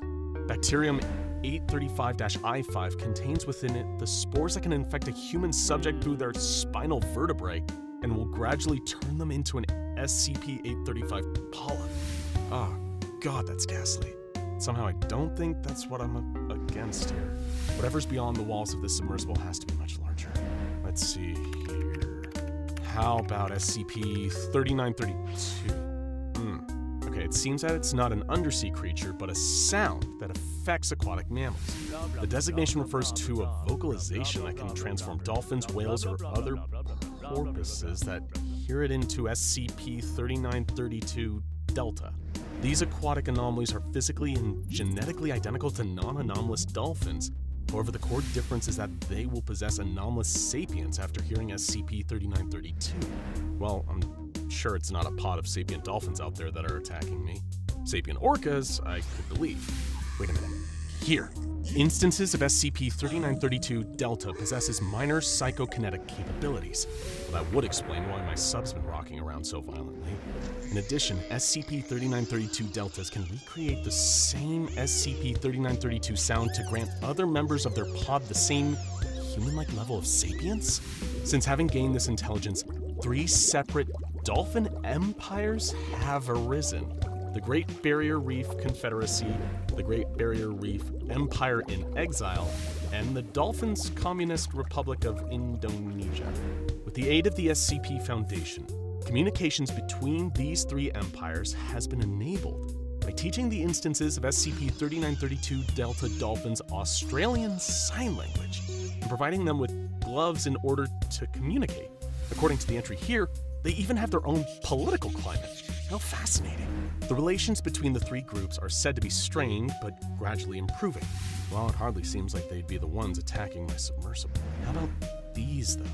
SCP-3934, only a couple of numbers up from the previous aquatic nightmare. It seems that these are species of, my goodness, anomalous plesiosaurs? My god, those could grow to around 15 or 16 feet long. Wait a moment, though. It says here that SCP-3934s are only around half that size. They're miniature plesiosaurs. Classification is Plesiosaurus pygmaeus, with males only ever growing to just over 6 feet, and females averaging around 5.5. Oh, that makes sense. Of course they were anomalously engineered by Marshall Carter and Dark LLP. No doubt to be held captive in some grotesque tourist attraction. Ugh, those money-hungry leeches. Though created using anomalous means, SCP-3934 instances have no anomalous biology and were intended by Marshall Carter and Dark to be sold to wealthy individuals in order to capitalize on the urban legend of the Loch Ness Monster? Typical. Hold on, it also says that all instances of SCP-3934 subsist on a diet of fish and aquatic flora. Seems unlikely they'd take a chomp at my sub. Okay, next entry on the list, here we go. SCP-1128. That's odd. There doesn't seem to be any descriptions of its appearance here. How helpful. Oh, I see. SCP-1128 is an aquatic anomaly that will attack anyone that receives a full description of its appearance whenever they enter any body of water. The description of SCP-1128 must be avoided entirely or limited at most. All detailed written descriptions of SCP-1128's appearance have been expunged from record, and any handmade or photographic images of the creature have all been destroyed. Those who are exposed to its description will suffer an attack from the aquatic horror. However, these attacks will only occur once a subject is submerged in any amount of water. Once this occurs, the anomaly will appear instantaneously at their location, and its ability to transport itself in this way has made it difficult for the Foundation to capture. Witness reports of SCP-1128 attacks have described those that it has targeted being dragged beneath the water's surface, some returning moments later in a panic, while others aren't seen again after initially going under. All of the encounters go the same, though, with a cloud of blood in the water and what little is left of the victim floating up to the surface. Subjects who survive encounters with SCP-1128 are subsequently transported to an ocean. However, it doesn't seem that the file here lists which one. Oh, it's been redacted. Excellent. Very helpful to know. Any communication devices carried by SCP-1128's victims remain functional and have been used to track its approximate location. It says here that during an experiment, a member of D-Class personnel witnessed SCP-1128 eating an entire whale in one bite. The only known way to counteract an attack by the aquatic horror is if the subject that has received its description is given amnestics. This has to be done as soon as possible in order to erase their memory of any information about the creature. The only safely permitted description of it is that the anomaly vaguely resembles a gigantic shark. Well, something tells me that's not what's outside, especially since I don't remember ever hearing this creature described to me, or even seeing it descripted. Okay, what else does the database say? How could I have been so foolish? What if what's out there isn't an anomalous aquatic creature, but an anomalous vehicle? Okay, here we are. SCP-1861-A, an underwater vessel that resembles a First World War-era submarine, specifically the HMS Wintersheimer, one of the B-class boats used by the British Royal Navy. The monstrous vessel itself is 140 feet long. Okay, the subject will manifest during occurrences of SCP-1861. an anomalous meteorological phenomenon, including heavy precipitation and fog that consists of salt water mixed with human blood and cerebrospinal fluid. Oh, delightful. Historical records indicate that SCP-1861 occurred once every 3 to 6 months since as early as 1916 in various natural and man-made bodies of water across the world. Okay, well, from down here it's hard to determine just what's going on the surface of the water above me. There could well be an SCP-1861 manifestation occurring above my head. Okay, hold on, what's this? SCP-1861-B are humanoid entities that emerge from within SCP-1861-A and attempt to entice others to enter the submarine. Upon entry, a person will become another instance of SCP-1861-B, and the submarine will vanish into the ocean depths. I suppose that's why they call this anomaly the crew of the HMS Wintershine. Still, no sign of any anomalous divers out there, but there's definitely something attacking my submersible. Okay, it looks like the computer's compiled another entry that references an anomalous oceanic vessel and, oh dear lord, a giant octopus? SCP-2846, the collective designation for two concurrent phenomena that take place within the Gulf Atlantic region of the Atlantic Ocean. The first is SCP-2846-A, an enormous octopoid entity that closely resembles a cephalopod, although doesn't match any other known species, and there are certainly none that can reach such a gargantuan size. Here we are, size information. SCP-2846-A is estimated to be between at least 955 meters and 990 meters long? Neptune, I'm gonna be eaten by a giant octopus. What's this? SCP-2846-A will appear from the deeper waters during the Gulf Atlantic when there are storms taking place in the region. However, SCP-2846-A's attacks are often sporadic and will occur without any prior warning signs. Once emerging, it will attack civilian vessels, in particular cruise liners or merchant ships. Wait, okay, perhaps it's just passing me by. If this octopoid is really what's out there. The SCP Foundation's assets in the Gulf Atlantic region have co-opted the United States Navy's deep-sea radar in order to more accurately detect SCP-2846-A, only when it manifests. Although, according to this entry, that normally only provides an average of an extra 5 minutes preparation time. The other half of SCP-2846 is SCP-2846-B, an anomalous Pennsylvania-class super dreadnought battleship, similar to those deployed by the United States Navy during the First World War. The ship also manifests in deep waters, surfacing at a location being attacked by SCP-2846-A. The vessel will then engage in battle with SCP-2846-A, and the octopoid will retaliate until it has been injured or otherwise incapacitated. If that giant octopus really was down here, this anomalous ship would have appeared to take care of it by now, I'm sure of that. Oh, come on, computer, what else could be out there? I need to find out soon, otherwise I'll either run out of oxygen or whatever that thing is beyond these submersible walls will catch me. Okay, let's take a look at this one. Oh my word. No, please don't be what's out there. SCP-3000. I've heard other researchers talk about this monstrosity. They sometimes call it Anatashisha, or just the eel. It's been an asset to the Foundation for years. While it feeds, its body produces a black substance called Y909 that has powerful memory-altering properties. It's the reason the Foundation is able to produce amnestics. If that's really what's down here, then I'm good instead. SCP-3000 is somewhere between 600 and 900 kilometers long, and its diet primarily consists of human beings. Gonna have to shut off the submersible's lights. Everything not absolutely essential to keeping me alive, and just hope that my transponder signal reaches the Foundation. SCP-3000 can move its head incredibly quickly to catch and kill its prey. Worse, the eel has psychic capabilities.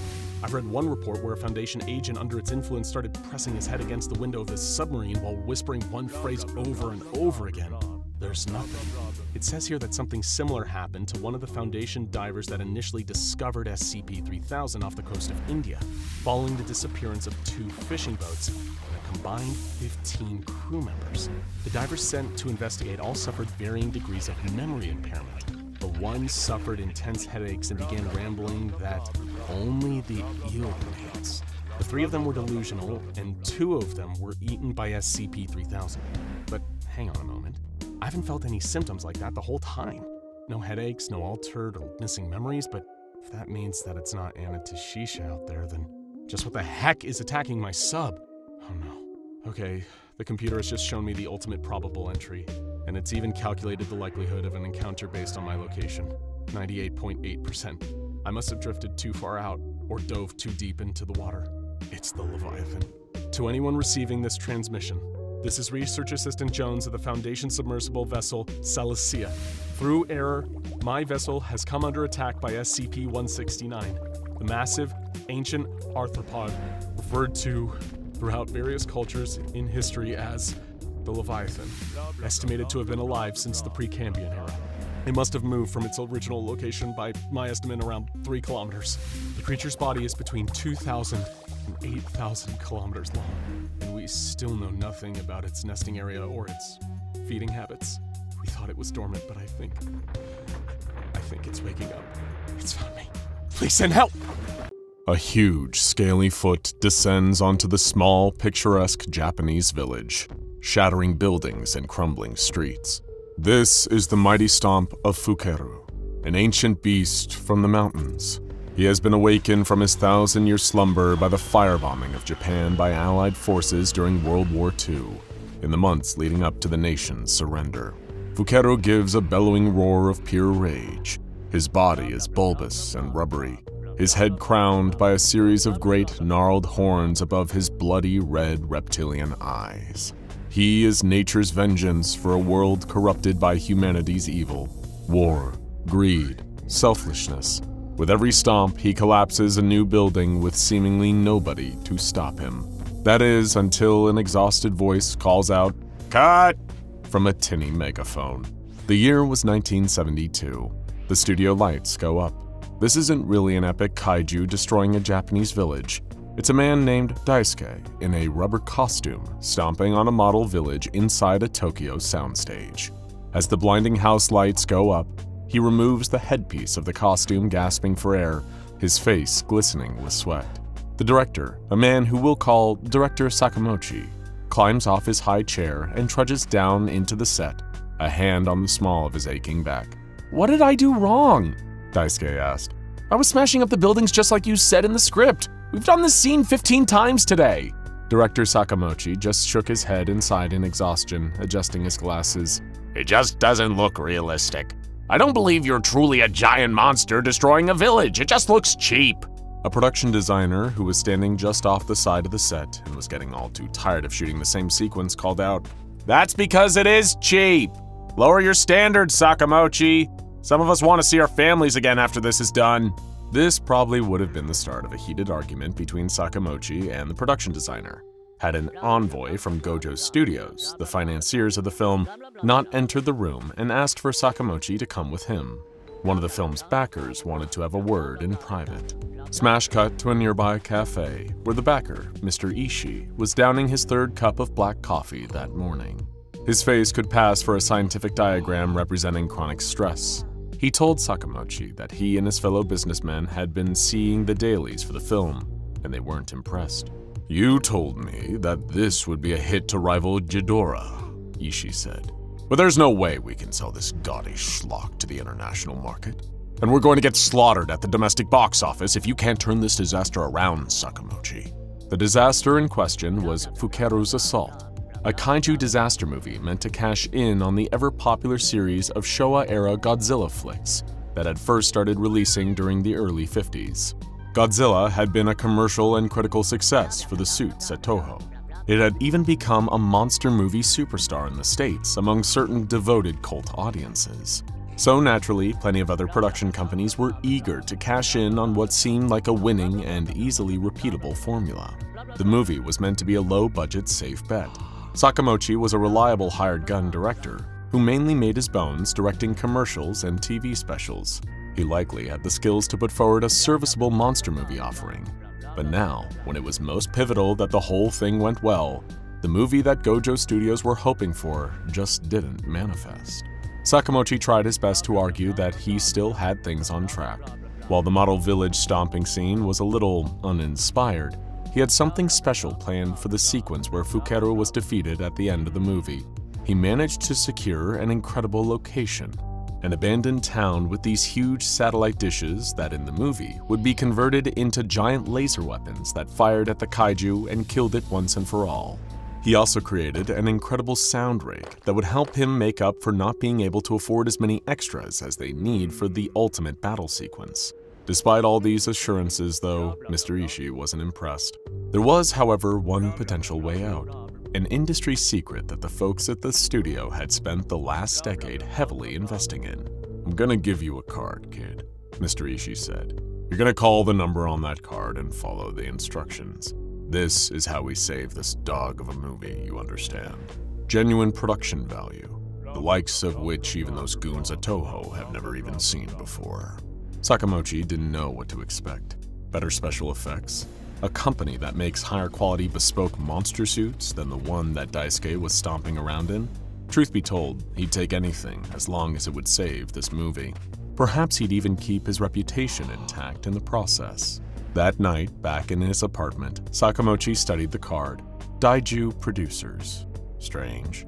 He'd worked in the film industry for a long time, and he'd never heard of this SFX company. But still, if the Gojo shareholders were willing to foot the bill, he was open to the idea. Sakamochi called Daiju that night and arranged a meeting the next day. A car arrived outside of Sakamochi's building the next morning, claiming to be driven by a representative of Daiju Producers. They wanted to take him on a tour of their facilities, just to make sure that they were the right ones for the project. This struck the director as a little strange, especially as the car driving him soon left Tokyo and started driving out into the country. "We need a lot of space to do our kind of work, Director Sakamochi," the representative said, giving the director some serious questions about what exactly their kind of work really was. These questions weren't in any way diminished when the car took him out to what seemed like a large warehouse or factory storage facility deep out in the Japanese wilderness. Its size rivaled the sound stages where he was actually filming the movie. It didn't make any kind of sense that these guys were just kind of special effects outfit. But still, he was out here at the behest of the company, the people buttering his bread. Things got even stranger when he was taken inside. The building seemed to have an unusual amount of security, guards, an absurdly number of strangely advanced locks, the kind of thick reinforced doors you'd expect to see in a bank vault rather than a cinematic special effects studio.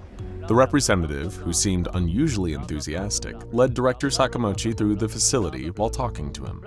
"We really believe in your film, Director Sakamochi.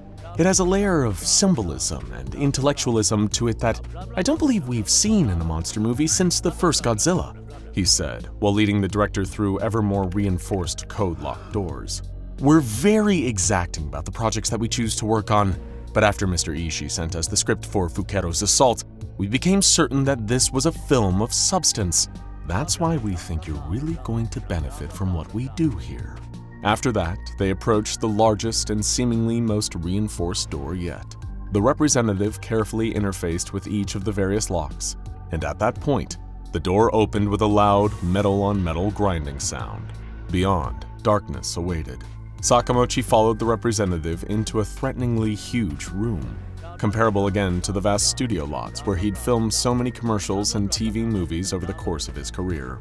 The whole hall was bathed in darkness, save for the far end where Director Sakamochi saw something he couldn't believe. Giant glass tubes filled of glowing liquid, each one containing something impossible. Real-life specimens of the Fukeru kaiju. Was it magic? Was it genetic engineering? He didn't really know. But the reality was undeniable. The people at Daiju Producers had literally created the monster that the movie was built around. And to what end? Director Sakamochi simply didn't know. "We've made 20 of them for you to start with, Director," the representative said, a glint of pride in his eye. "That should be enough to get started with. But from there, we're happy to fulfill repeat orders until the film is done. It's a lot easier to make these creatures than you'd think." That was something that Sakamochi would simply have to take the representative's word on. He was at a loss for words, half wondering whether he was just hallucinating all of this. But the more he looked, the more he could see that these were no mere special effects. They were organic creatures, breathing and twitching inside the giant tubes. This company had this strange and terrifying ability and they used it to make living props for monster movies? An arrangement was struck while director Sakamochi was at the facility.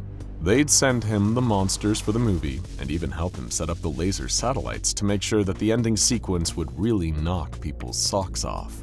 And of course, as part of the deal, director Sakamochi also had to promise that he wouldn't tell anyone about what went on at the Daiju producers' facility, or this singular service might be lost to filmmakers of the future. A few days later, the director and crew were assembled at the shoot. The perfect abandoned rural Japanese town, surrounded by those huge structures with satellite dishes atop them. This would be the make-or-break scene. It was the sequence that, if it succeeded, would make this movie iconic, and if it failed, consign it to the fiery pit of failure. But luckily for director Sakamochi, the fine folks at Daiju Producers were people of their word. After about half an hour of waiting, the ground started to shake as the trees parted and a giant, scary monster came stomping through. Everyone in attendance was shocked. It was as though the Fukeru monster they'd all found so unconvincing was now truly real and walking among them. Only Sakamochi really knew what was going on, as the monster rampaged into the set and started smashing down buildings with monstrous fury. It was everything that Daisuke stomping around in his goofy rubber suit wasn't. It was raw. It was visceral. It was, well, epic. And as the thing unfolded, all director Sakamochi needed to do was point the camera and keep recording. It was some of the best footage he'd ever recorded. The sound effects that director Sakamochi had arranged all kicked in. The abandoned town felt like an extensive battlefield, with the somehow living monster reacting to all of the chaos going on around it.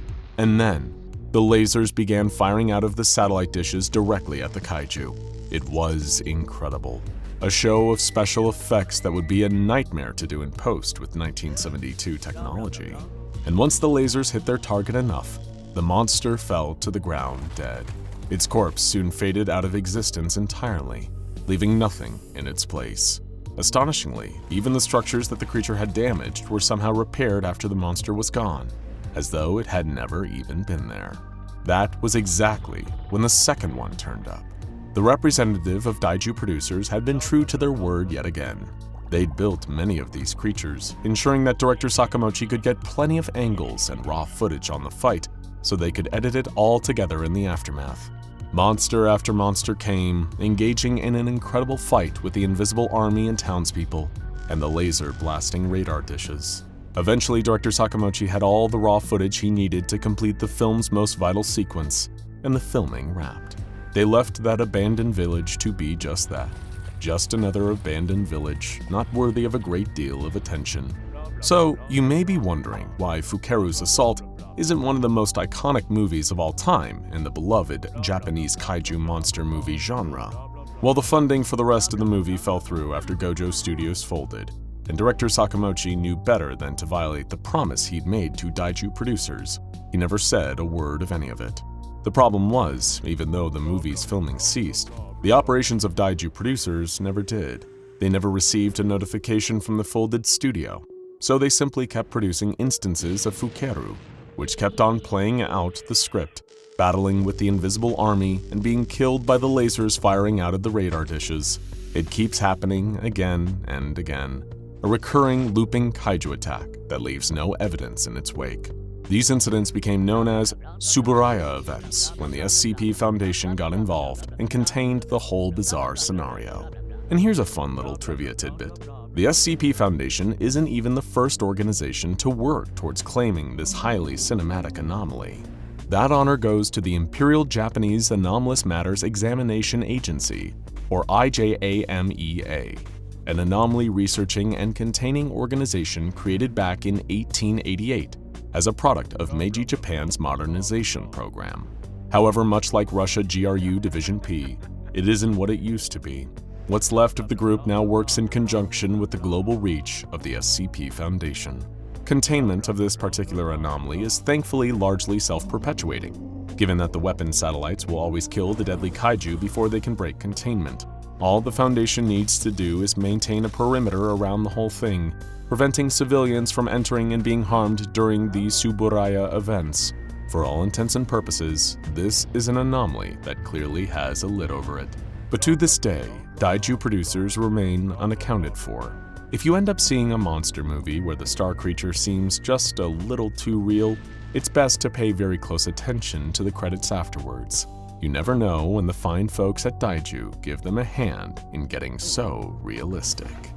What's in a name? Ancient folklore and fairy tales sometimes tell of the importance of names, that they can hold the power to summon or banish. Whether you buy into the superstition or not, you'd be unwise to ignore the power a name can have, especially if you ever dare to venture into SCP-4000. Why? Use your own name too many times in this extra-dimensional forest, and you may find that what walks out isn't you at all. At least once a year, the Foundation leads an expedition into SCP-4000 to explore this Keter-class dimension. But if you go down to those woods today, then you'd better follow the rules. Remember, the Foundation has implemented these guidelines for your own safety, and it's in your best interests to follow them. First and foremost, when referencing anything inside SCP-4000, be it a person, place, or thing, you cannot, under any circumstances, use names or titles. Communication is key when exploring SCP-4000, and making use of specific descriptors will deter any adverse effects on your journey. For example, you may want to refer to the location of SCP-4000 as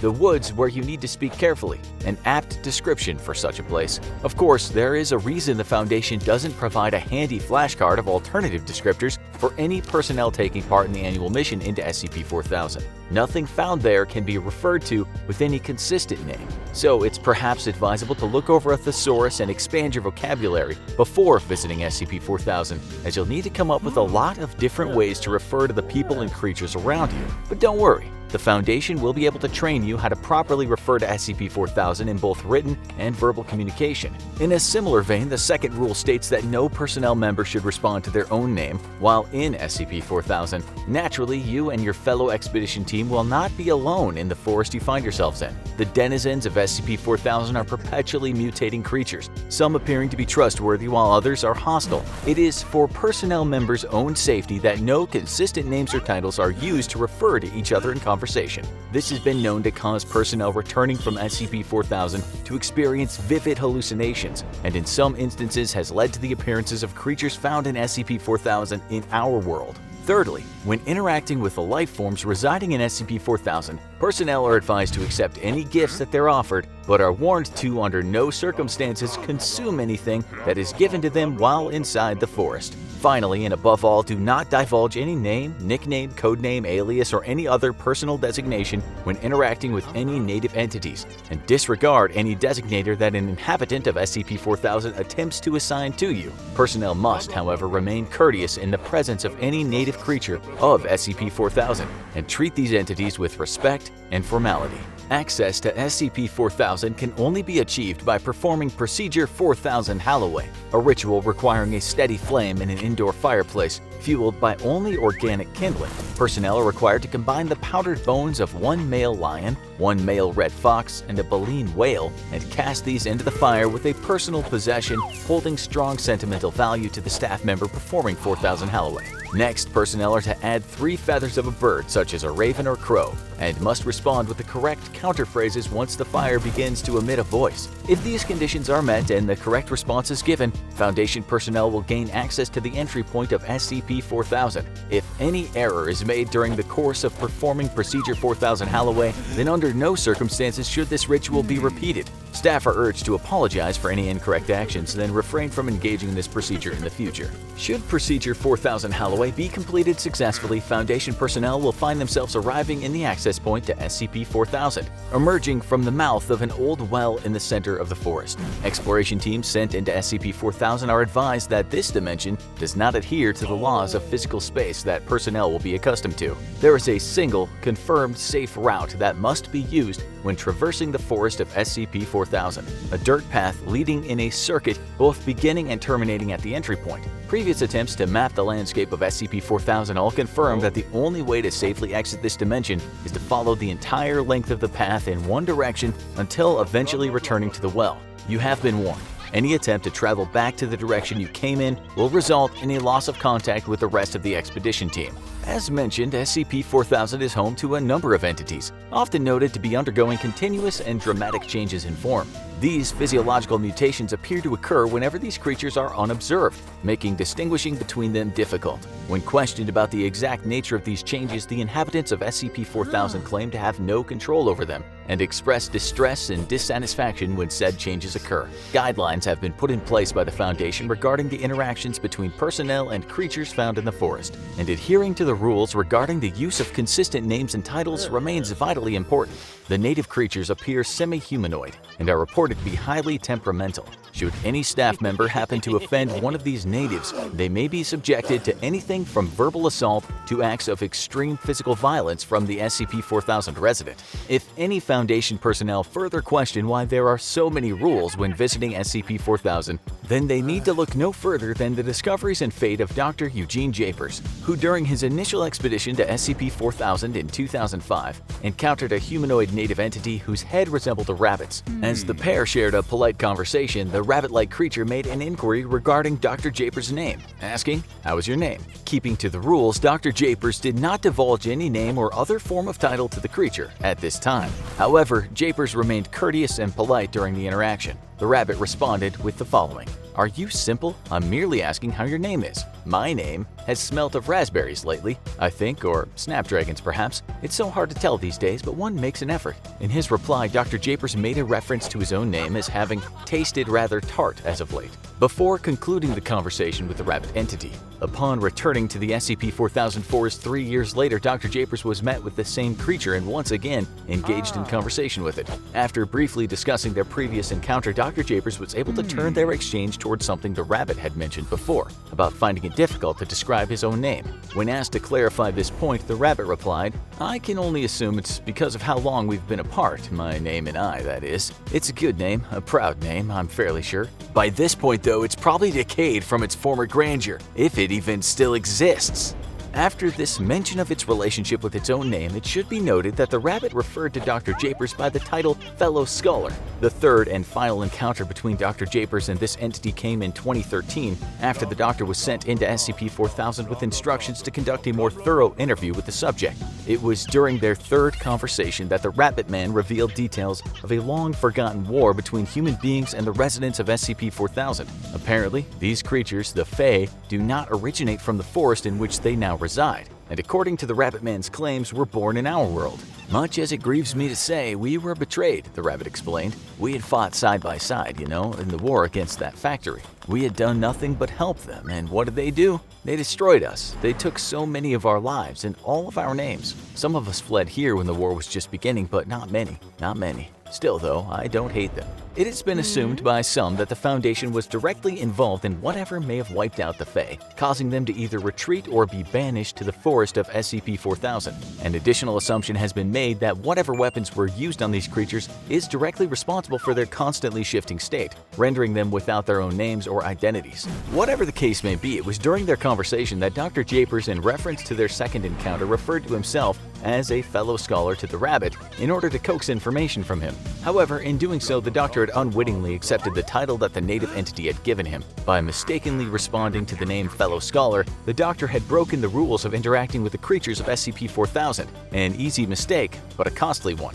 The doctor would later leave SCP-4000, traversing the safe path back to the well, and Dr. Japers vanished shortly after his exit from SCP-4000. His whereabouts are currently unknown. The Foundation has made several attempts to investigate his untimely disappearance, but to this day, he remains missing, and the fur left on the inside of his expedition gear displayed no strange properties. The single goal, it would seem, of the creatures residing in SCP-4000 is the theft of names. However, this naturally extends far beyond the Dimension's definition of identity theft. Though an unfortunate blunder, Dr. Japers allowed the friendly nature and demeanor of the rabbit entity to trick him into accepting the name Fellow Scholar. By giving Dr. Japers a name, the rabbit was free to steal not only his name but his very identity. While it is unclear how this transference is achieved by the creatures, it is due to the risk of this that the Foundation employs such strict rules for any research team tasked with traveling to the forest of SCP-4000.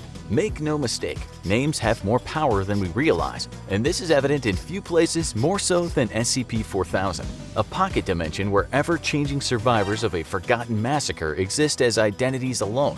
Remember, a name is a powerful thing, whichever side of the well you find yourself on. Your name binds you to who you are, but if your name becomes someone else's, then one else of yours becomes theirs too.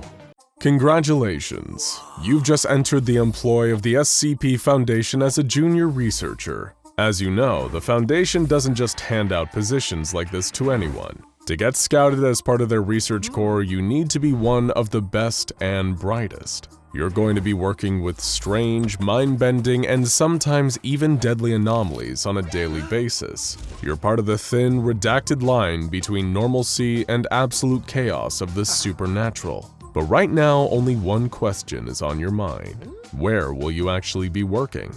Because here's the thing. The SCP Foundation is a worldwide organization devoted to the containment of the anomalous, and they have thousands of classified sites and areas across the globe, each of them specializing in a different subset of the strange. Depending on your particular area of expertise, there's a number of Foundation facilities you may hope to be assigned to, but that's not what we're talking about today.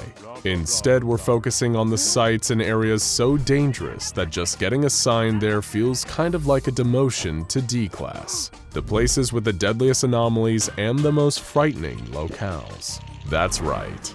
It's time to cross your fingers and hope for the best. Because today we're going to discuss the most dangerous SCP Foundation sites and areas. But first, there are some things we need to understand about Foundation facilities in general. If you're somewhat familiar with the world of the SCP Foundation, you've probably heard phrases like research site and biological containment area thrown around a lot. You may have even picked up most of the meanings from context clues. But before we throw you into even more dangerous, uncharted waters, we're gonna break down the labels for you.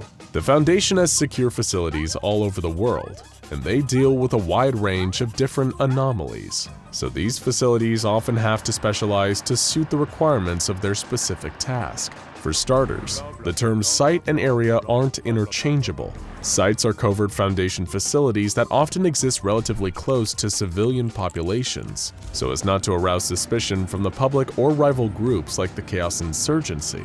They disguise themselves as boring government and corporate buildings. Areas, on the other hand, typically have to contain much more dangerous anomalies. Areas tend to not only be much larger than sites, they're also further away from civilian population centers. There's no cover story here.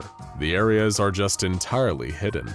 They also often have some pretty crazy failsafe measures in case of a large containment breach, like one or even multiple thermonuclear warheads designed to detonate and blow the facility to kingdom come, if things ever get truly out of control.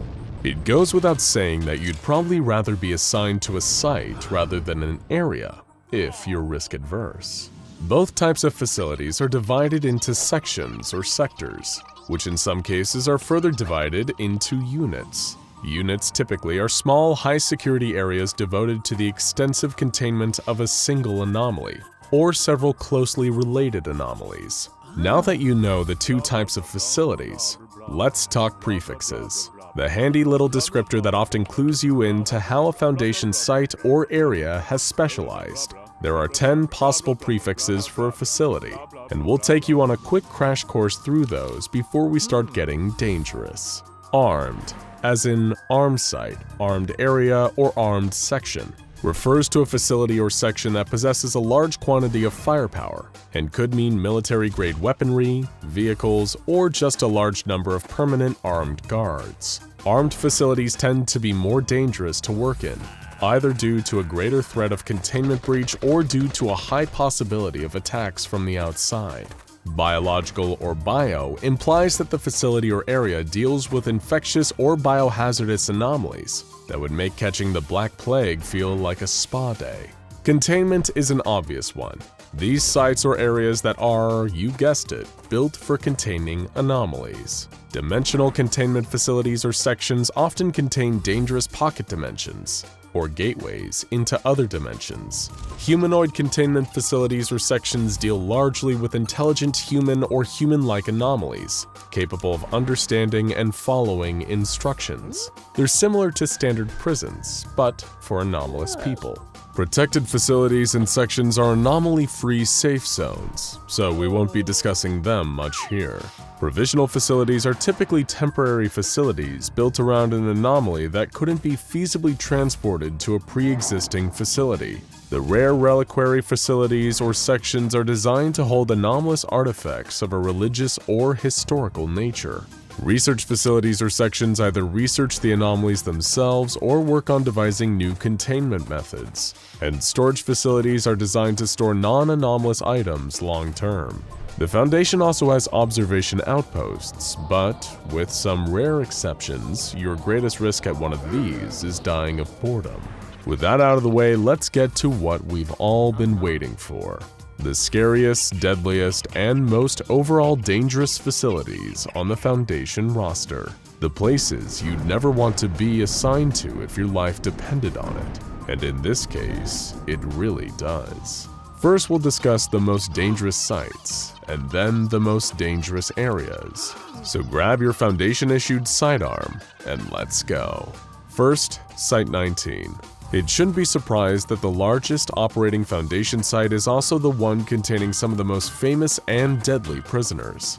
Two in particular are the one you can't look away from, and another that puts you in lifelong mortal danger if you look at it. These are SCP-173 the Sculpture and SCP-689 the Statue of Death. If you get assigned to Site 19, there's a possibility you may suddenly find yourself with a snapped neck while filling in spreadsheets. And if you so much take a glance at SCP-689, you'll be declared an E-Class, and possibly even terminated by your superiors. Second, Provisional Site 4511, home of SCP-4511, also known as the Swine God. This giant pig-shaped furnace has had a terrifying effect on the Foundation personnel stationed at the site. In just a few weeks, it had seemingly rational researchers and guards performing brutal sacrifices in its name and ascending into an occult hell. It's happened at least once already, and is extremely likely to happen again, so you definitely want to avoid being deployed here. But the most deadly site of all is one that doesn't even come from our universe. Site 13, also known as SCP-1730. This site, run by Director Elliot Emerson, functioned like an anomaly slaughterhouse in another dimension. Anomalies were murdered and burned, and dissenting Foundation employees were treated horrifically. But when Director Emerson happened to turn on the reality-warping Thresher machine, this site became a full-blown nightmare filled with escaped SCPs, mimetic hazards, otherworldly nightmare gods, and a truly unsavory entity nicknamed Leech Boy, who is quite interested in drinking your blood. If you can even survive long enough in Site 13 to meet him, that is. Of course, it's the secure Foundation areas where the horrors really unfold. These can make some of the worst sites look mild in comparison. Let's take a look at some of the Foundation's most dangerous areas. First, Containment Area 25B. This area is not only 200 meters beneath the ocean, it's also one of the most heavily fortified, and one of the few to actually detonate its on-site nuclear warhead in the past. That's because this is the containment area for SCP-076, also known as Able. This anomaly has frequent and extreme violent containment breach attempts, often brutally slaughtering staff in the process with his deft swordsmanship. Accepting a job here is a great way to fast-track yourself into becoming human sushi. Next up is Area 354. This facility houses SCP-354, also known as the Blood Pond, a slowly expanding pool of red liquid that habitually unleashes dangerous monsters that attack the guards stationed there. These include giant bats, huge metal spheres releasing concentrated radiation beams, a giant reptilian humanoid impervious to gunfire, and an invisible robotic Terminator entity that managed to murder 90% of the attending guards before being killed itself. In other words, not a recipe for stable employment. Area 126 is dangerous for a number of reasons. First, that it's located inside war-torn Damascus, Syria, and thus sometimes come under threat from shelling operations. Second, because it contains SCP-3989. This spatial anomaly in the middle of an olive orchard turned out to be a front for a terrifying Sarkic dimension full of fleshy abominations. What's more, simply being in this area slowly caused the staff to lose their minds and become devoted to the Sarkic deities hidden within the dimension. And much like the Blood Pond, It's believed that this area of influence is actively growing day by day, meaning if you work at Area 126, it's actually getting less safe with each moment that passes. Next, Armed Reliquary and Containment Area 02. This base is specifically designed to contain highly dangerous, hostile, or otherwise hazardous anomalies, including multiple Keter-class objects. And we're not kidding when we say dangerous and hostile. The anomalies housed on this site are so dangerous, there's a literal battalion of armed guards to keep the peace. It also has not one, but multiple fail-safe nuclear weapons, designed to literally erase the entire base from existence if ever there's a catastrophic containment breach. One particularly horrifying anomaly in Area 02 is SCP-743. This is a seemingly innocent chocolate fountain that actually contains billions of extremely violent ant-like creatures that will swarm anything nearby, tearing it to pieces and dragging the pieces back to their nest inside the fountain. These insects will stop at nothing and can even tear through titanium if they need to in order to get their desired sustenance. So being present in this area means your life is constantly at risk. Hope you like chocolate. Next is the dreaded Armed Biological Containment Area 14, which contains some of the deadliest biological anomalies out there, from the bloodthirsty, kill-crazed Heart of Darkness SCP-058, to the head-devouring cannibal giant SCP-082, to the voice-imitating, memory-wiping Red Pack Hunters SCP-939. This base also houses several fast-breeding killer parasites, and a few highly infectious and deadly diseases. While Area 14 does boast an entire army of guards with heavy military hardware for preventing all these terrifying monsters from breaching containment and causing havoc, that probably won't make you feel much better. If even one of these things escapes at any given time, you better hope for your family's sake that you have a good life insurance policy. And finally, Area 37. As it stands, being sent to this area pretty much guarantees either death or a fate even worse than dying. That's because Area 37 is no longer under the control of the SCP Foundation. Instead, it's become a twisted playground for SCP-1765, a trio of terrifying reality warpers known as the Sisters. These unstoppable monsters claimed the area as their own, and began performing sickening experiments such as being forced into maddening time loops designed to drive you insane, or being crushed and burned to death in deadly games with confusing rules. While heading into other areas offers the possibility of a gruesome fate, Area 37 offers a dead certainty. Now, not only do you know the difference between different types of sites and areas, you now know some of the most horrifying and deadly examples of each, so you know which to avoid. But look on the bright side. If you're hard up for work and the SCP Foundation seems like an appealing job, at least you know there will likely always be a position available at one of these sites. After all, positions here open up very frequently. When an anomaly is first detected by an SCP Foundation field agent, it's up to the Foundation's mobile task forces to tag and bag the impossible entities before they can do any more harm.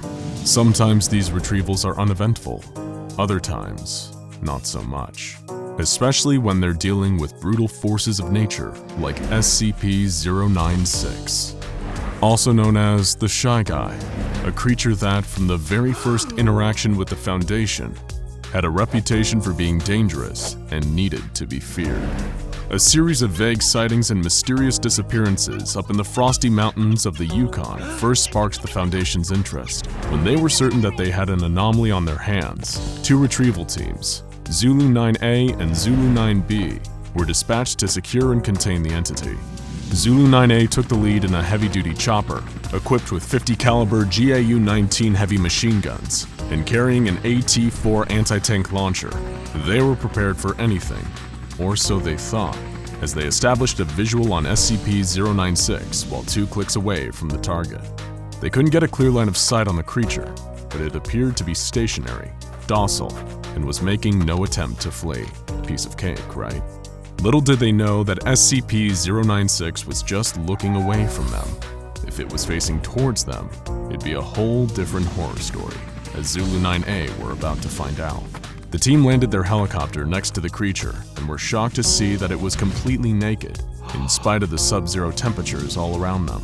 The creature was unnaturally thin, as though it had been starved for weeks, with bone-white skin and unnaturally long limbs. The team guessed that the creature's arms must have been at least 1.5 meters long, but its docile nature and insubstantial body mass gave the impression that it wouldn't prove too difficult to contain. That is, until they saw its face.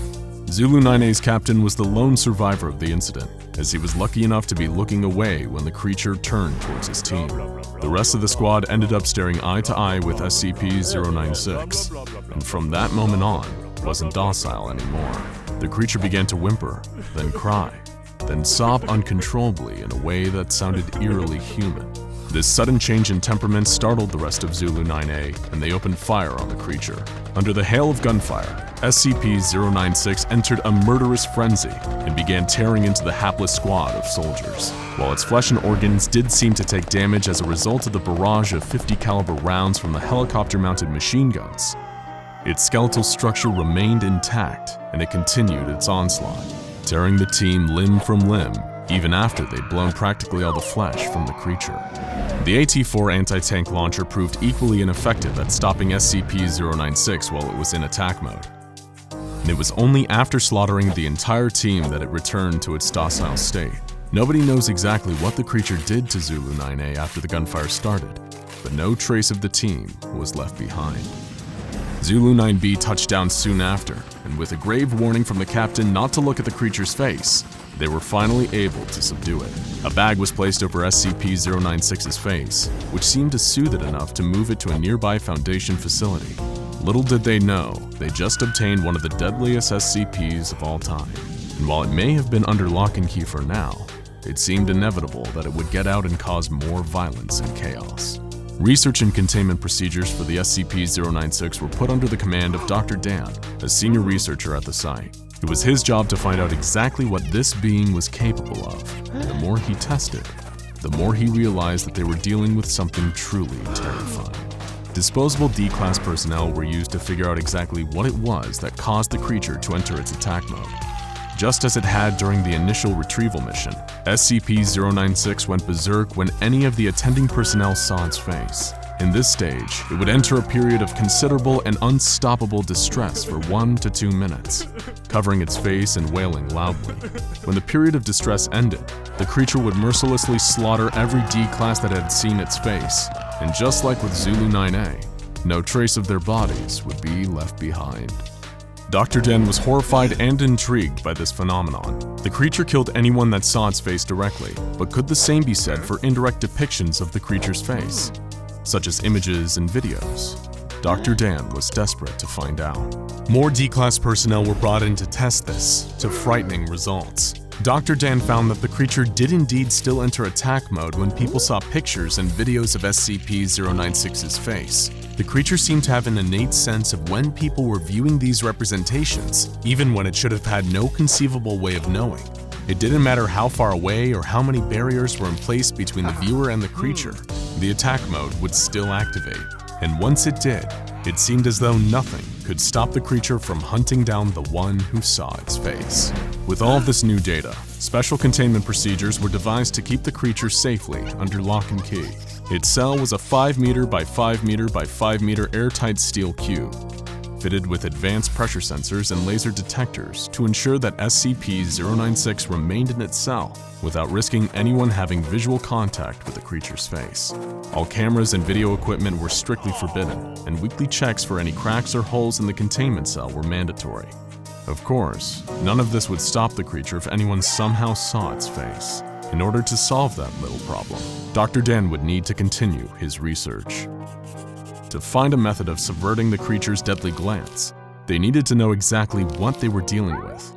But how could they, when even a glance at a photo or video of the being meant certain death? A potential solution was proposed, creating an artistic representation of the creature's face, something that hadn't yet been attempted. But how would they achieve such a feat? Simple. They'd procure a D-Class prisoner with some artistic talent, and they found one who had been a tattoo artist before becoming a Foundation guinea pig.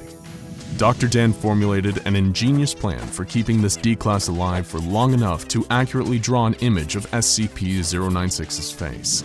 He would be placed in a bathysphere diving bell several kilometers underwater and tens of kilometers away from the containment cell where the SCP was being held. The D-Class was made to look at a photograph of the creature's face and then replicate that image in a pencil sketch. Dr. Dan first confirmed that the creature's attack mode is only activated by the creature's face, by having the D-Class look at a series of photos of the SCP's body parts, one by one, finally finishing with its face. The D-Class began drawing and even remarked on how creepy the SCP's facial features were, despite not knowing the deadly context. Meanwhile, back in its containment cell, SCP-096 sensed someone viewing its face and entered its inconsolable crying state followed by its attack mode.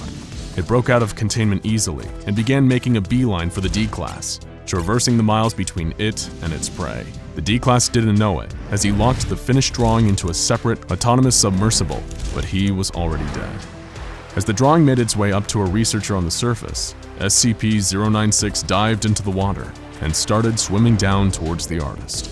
Minutes later, the bathysphere was breached, and the D-Class was torn to shreds.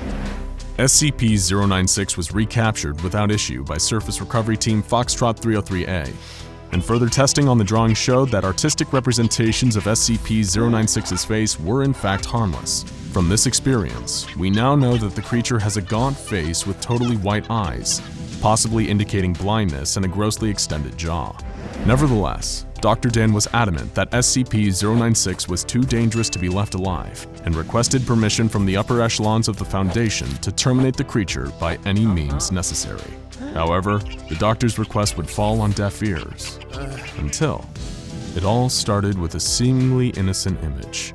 While it's now been redacted for your safety, the black speck inside the yellow circle was once a minuscule image of SCP-096, taken unknowingly in the 1990s by a semi-professional mountaineer. One day they were looking at old photographs when his eyes passed over the tiny speck without even noticing that he had seen anything. But SCP-096 noticed and began entering its attack mode. It tore through its steel containment unit like tissue paper, causing the release of a nerve agent that killed a number of attending Foundation staff. The monster then fled the base and began pursuing its prey, with Mobile Task Force Tau-1 in hot pursuit. Dr. Alexei, who was helping to manage the site where the SCP was contained, was in dismay over the situation. Dr. Dan was out of the country at the time, trying to discover more about the creature's origins. However, he did leave the Mobile Task Force with a new secret weapon against the rampaging Shy Guy: Project Scramble. Scramble were state-of-the-art goggles featuring a new technology created by Dr. Dan, which, using artistic renditions of 096's facial features, could detect and scramble the features of SCP-096 into an unrecognizable form, preventing the normally deadly effect of gazing upon its face. In theory, this would allow MTF Tau-1 to engage safely with 096 once its prey had been eliminated and bring it back into containment. But disaster struck on two fronts. First, the prey in question was located in a population center, creating the potential for a huge loss of life. And the second bigger problem was that the scramble technology didn't work, as stray pixels of the creature's face would reach the eyes of the task force before the internal microprocessor had time to scramble them. The mission turned into a death sentence, as SCP-096 slaughtered almost the entire task force, as well as a number of civilians in town, including an infant and its entire family. It was a monumental disaster, made even worse by a final revelation. Dr. Dan and Dr. Alexei had themselves facilitated the entire containment breach and allowed the resulting massacre to happen, with Dr. Dan hoping it would be enough motivation for Foundation Command to greenlight his research into destroying the creature.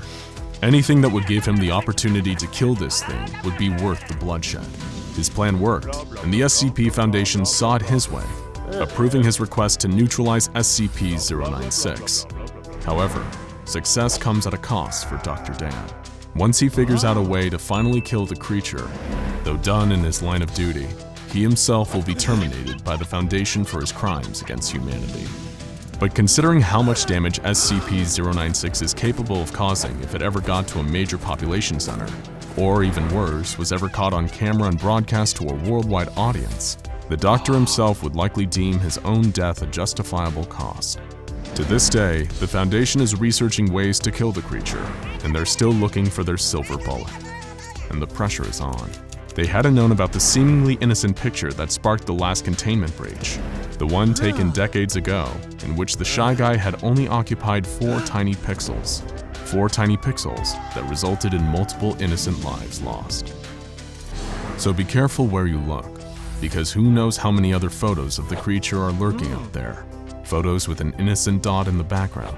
Your eyes glance over it, not even noticing the little blip, until you hear a distant wailing that seems to be getting closer and closer and closer, and then it's already too late. The calm before the storm. As a metaphor, it normally means a lull that occurs just before a huge and often catastrophic event takes place. However, there is such a thing as a literal calm before a storm. The saying comes from a weather phenomenon where a tranquil period of stillness and serenity takes place, only for the winds to start picking up, the rain to start falling, and the storm to suddenly begin to hammer down. Nobody likes being caught outside when a thunderstorm rolls into town, but thunder isn't always the worst part of a storm. That sudden and unsettling flash of lightning that unpredictably cracks across a dark sky. The electricity, erratic and volatile in behavior, might just be the part that startles you into wishing, hoping, praying to return to the calm before the storm. SCP-938 is an entity composed of sheer electrical energy. Forget the notion of a simple dynamic current with an unassuming physical form, and imagine more. A creature composed of pure, relentless electricity. Far from just a benign and passive phenomenon, SCP-938 is considered a formidable and menacing predator by the SCP Foundation. What kind of prey could a being made out of electricity be interested in hunting? Well, that's easy. Power grids. During moderate electrical storms, SCP-938 will appear traveling through the static electricity carried by such storms. Lightning strikes are a form of static electricity, and when they are expelled, SCP-938 uses these strikes to attack its prey. So picture it, a stormy night, the rumble of thunder overhead. Every booming sound is accompanied by a bright flash, maybe even a forked spike of lightning that appears for a brief second. And carried within that lightning is SCP-938, hurtling through the sky towards its target, the nearest electrical grid.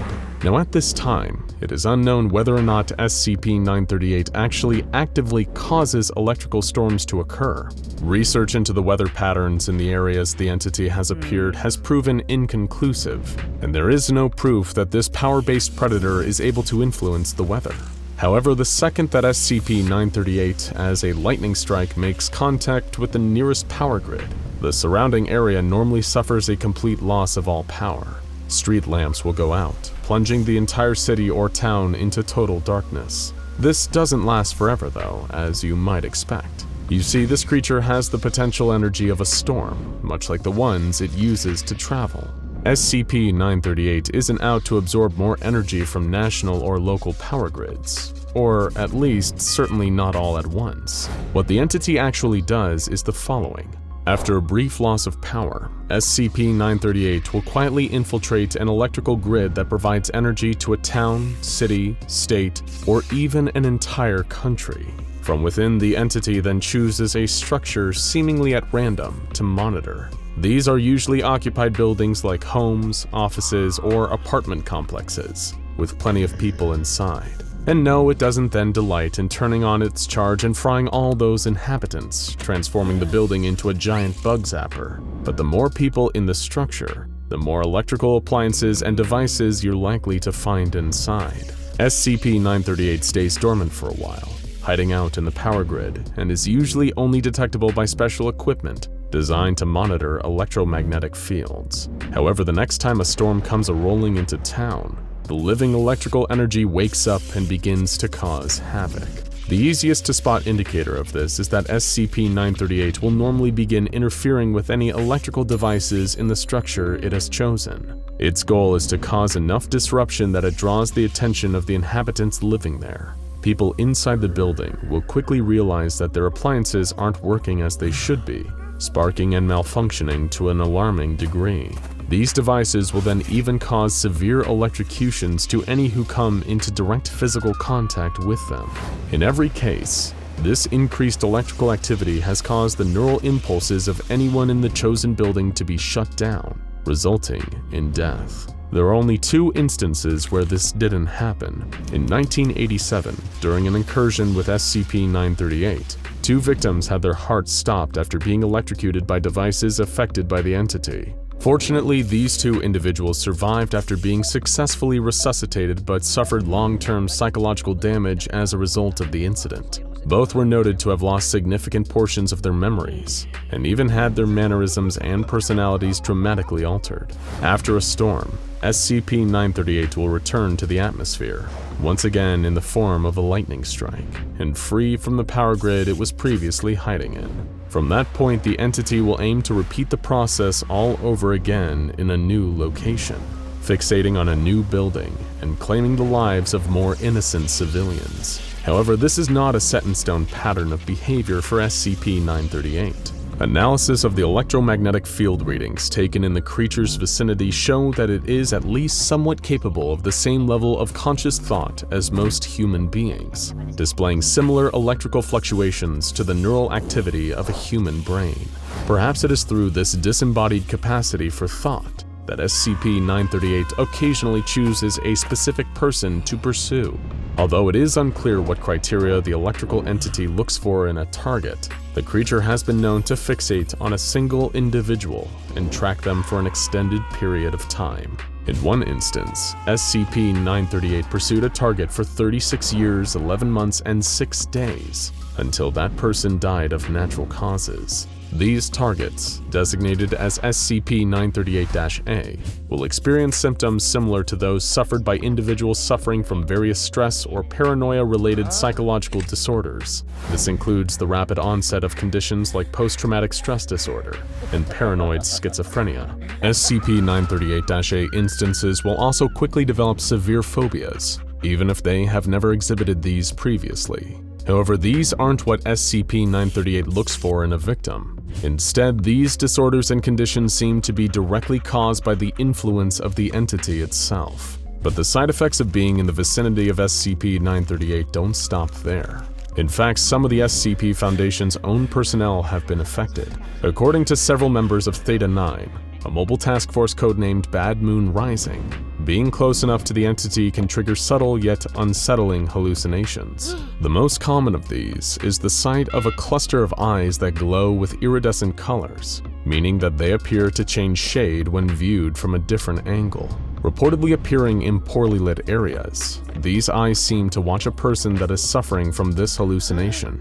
The iridescent eyes have been seen in the shadows of other people as well as appearing in dense foliage like brushes or hedgerows. Even after the Foundation was able to successfully contain SCP-938, staff reported that these hallucinations still continued to persist. But while on the topic of containment, you're probably wondering, how does the SCP Foundation manage to keep a being of pure electricity secure? Well, with great difficulty is the short answer. They actually spent almost half a century trying to contain SCP-938. Why did it take them so long? In part, that was down to the wildly unpredictable nature of SCP-938 and how it moves using electrical storms. Sure, predicting exactly where and when a storm is going to hit isn't impossible, just tricky to achieve with pinpoint accuracy, especially if you're deciding in advance which day to go to the beach or have a picnic in the park. But even if you knew beforehand that a storm was on its way to an area, there is no indicator that SCP-938 would be coming with it. There's squirrely little anomalies like that. Another factor preventing the Foundation from containing SCP-938 was a simple case of poor timing. When they first encountered the entity, it was still 1943, a time when they didn't even have close to the sufficient technological advancement required to track and contain the creature. The entity was, after all, made from a tremendous amount of electrical energy, more than could be safely stored in any one device or location with the tech available in 1943. All the Foundation could hope to do was mitigate the threat that SCP-938 posed, focused on trying to predict its movements and behavior. For a while, containment just seemed like it wasn't an option.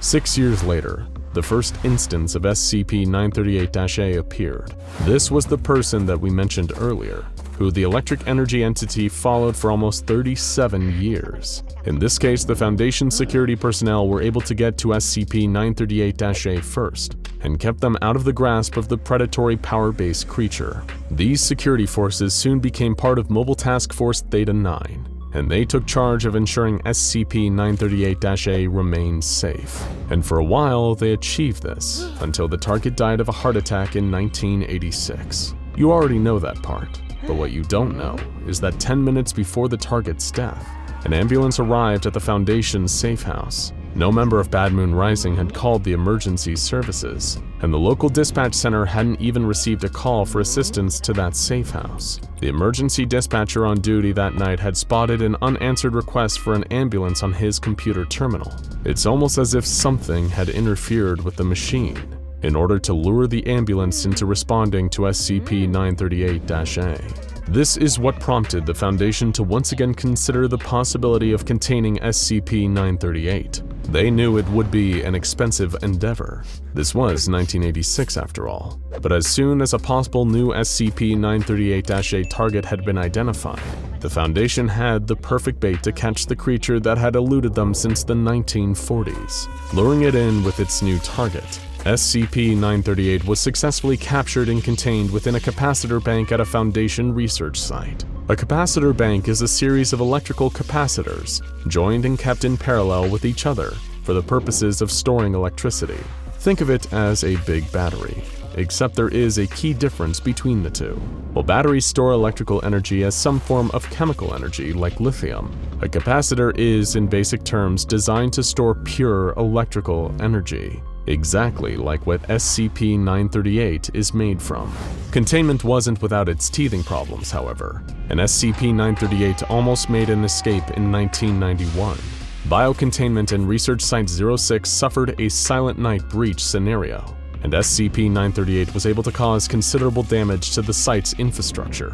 The building itself was left completely unsalvageable, and the capacitor bank for storing the entity had to be rebuilt before SCP-938 was recaptured.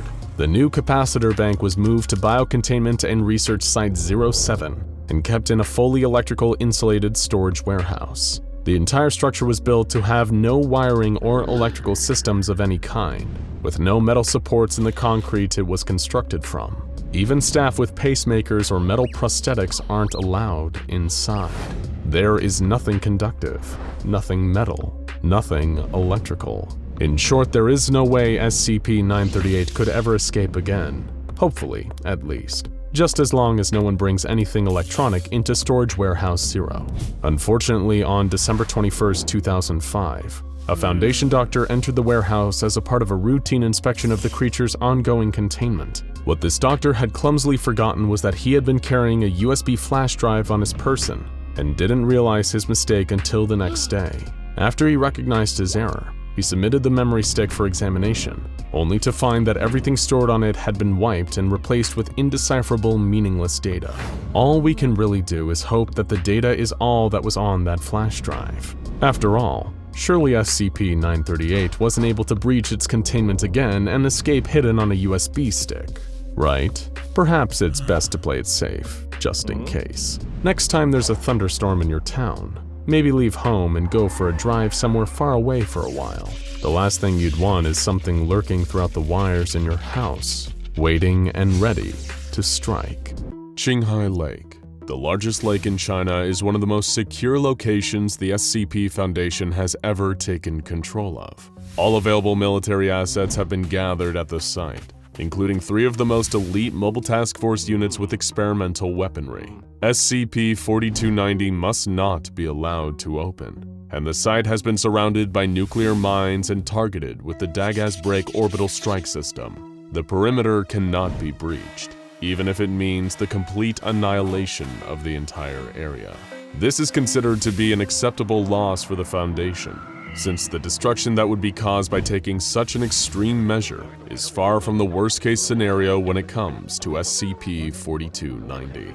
That's because the entity contained within SCP-4290's site has the potential to create a true end-of-the-world scenario. The Foundation, of course, is no stranger to such situations, and even has a set of designations for the various types of apocalypses, like CK-class restructuring scenarios and ZK-class end-of-reality scenarios. And since dealing with the end of the world is nothing new for the Foundation, certain precautions have been taken at the 4290 site. If containment measures fail, selected Foundation personnel and civilians will be taken into nearby emergency shelters that will hopefully survive the chaos that would occur following a breach. And the Foundation assumed that there was a good chance this plan would have to be used at some point, since at the time these precautions were put in place, it was impossible to know the chance of successful long-term containment. But just what is the entity that is held within the site of SCP-4290 that is capable of causing so much death and destruction on a major scale? They call it simply the Child. No one has ever seen the Child. No one knows what the entity is. That's because even setting aside all the Foundation's security, the site itself is still deeply protected. Literally. Over 100 feet below the surface of Qinghai Lake, a stunning collection of relics can be found. The site is thaumaturgically sealed with 8 massive metal totems made of beryllium and bronze that resemble armed warriors. The statues are inscribed with runes and arranged in a pattern designed to banish the entity kept there and keep the seal on its prison closed. Archaeological evidence indicates that the site has been there for a very long time, and it is still active, with the center of the site periodically emitting bursts of red light, but lately the bursts have suddenly started getting brighter. You may be wondering how we know so much about SCP-4290, and that it's a site designed to keep something sealed if it's been deep in a lake quietly doing its job. The SCP Foundation has access to unusual sources, including SCP-1726, and it's from there that we learn the little we know about SCP-4290. SCP-1726 is a library in China that appears to only be 1 floor from the outside, but on the inside covers over 14 square kilometers in area. It's full of a seemingly limitless amount of texts, many of which describe ancient and lost civilizations, along with some clues as to what led to the fall of these cultures. One text reveals the presence of a terrible and apparently unstoppable enemy. It was called the Child, but it was anything but innocent. When these texts were translated, what Foundation researchers discovered terrified them. They described the emergence of a beast with 10 terrible mouths and 20 arms stretched wide. It was attacked by an army of warriors, but they were quickly overwhelmed by what was described as torrents of darkness and dead geometries. They were killed brutally, and the Child used its skeletal fingers to unleash a torrent of flame. Every soul in the vicinity was consumed. Wax rained from the sky, and the Child devoured everything around it for 10 days, as the whole world trembled. But then something sealed the Child away in its prison, which is now covered by the waters of Qinghai Lake. Soon, ominous signs began to appear that the Child would awaken again, though. One day, televisions in the nearby area all suddenly stopped playing their regular programming and began to show images of SCP-4290, with a mysterious voice coming on over the images saying, "Repair the Child's locks." This became more and more frequent, and the tone of the voice became more worried, eventually saying, "There is little time left." Further investigations of the location revealed the location of the mysterious mechanism that kept the chamber sealed, which was designated as SCP-4290 lock. But how do you repair a device that is eons old? And should you even be fixing it when the one telling you to do so is a mysterious disembodied voice that only appears on pirated television broadcasts? The Foundation scrambled to find any information they could, and they were able to find clues about the history of SCP-4290 referenced in other texts. Lost civilizations like the Xia Dynasty, the Erkshans, and the ancient Orthonians had apparently strengthened the seals during their own reigns. But the most significant findings indicated a connection to one of the most terrifying entities the SCP Foundation had ever contained. and one of the most unpredictable, the David Empire. This mysterious warlike civilization has only been known through one source, SCP-140, a single hard copy book titled A Chronicle of Devas. This is a strange, anomalous book that is written in blood and is able to add more pages spontaneously to itself whenever it comes in contact with any fluid that can be used for writing, but seems to especially prefer human blood. It recounts the history of this civilization and their many brutal conquests. While there was no proof of the Devas before the book was found, evidence paralleling the events written in the book is now being found in archaeological digs. More dangerously, as more pages appear in the book, the events of the Deva Empire are moving closer to present day, with them currently appearing in the book as having existed until 270 CE. The Devas were a bloodthirsty, brutal race of warriors. But there was one thing even they were afraid of: the child. The Devas had performed the last successful ritual of sacrifice needed to strengthen the lock not long before their currently described destruction, and the book contained enough detail to recreate the ritual. But SCP researchers would find that performing it would not be for the faint of heart. The ritual required 3 human cadavers, not a problem for an organization that's normal day-to-day operation results in the loss of multiple lives, and the live heart of an angel. The description of the ritual said that the materials would be presented. New runes should be carved into the totems. The items would then vanish when the ritual was completed, and the lock would somehow be renewed by this. It wasn't much to go on, but time was running out. The Foundation's Department of Occult Containment quickly sprang into action, assembling the materials and placing them in the correct formation. While it was not safe to descend that deep underwater to perform the ritual manually, technology could fill the role. A fleet of remotely operated submersibles equipped with carving material would carry the materials and perform the ritual without any human hands needed. One of the red bursts occurred midway through the ritual, causing radiation damage to the vehicles. Runes that have been carved in the past were also damaged, and the ritual was interrupted. While it seemed like it might have been enough to activate the site, it wasn't perfect. And when the ritual was complete, one of the 3 cadavers and half of the angel heart were still present at the site. Had it been enough to satisfy the ritual and reseal the lock? There was nothing to do but wait and see. They wouldn't have to wait long for their answer, as the mysterious voice once again took over the televisions in the area. This time, its message was less friendly. The sacrifice did not reach the 10 maws. Brace. The child apparently was not satisfied, and the lock was not sealed. Everyone feared it was too late to prevent what was coming, and panic was starting to spread among the ranks. One day, several personnel stationed at the Qinghai Lake site broke protocol and fled. None of them were ever found, but one fugitive staff member, an Agent Zenobia Marinos, left behind a note though. It read, "Do we think we can actually stop this? No civilization before us wanted to fight the child. None of them. The sacrifices won't work anymore. It refuses to consume them. They aren't enough to satiate it. Once the seal breaks, we'll have a world of molten darkness and the child will be all that's left. Eating, drinking. You're fools for staying." Agent Marinos was apparently so scared that she had fled through a portal to an extra-dimensional space in order to escape.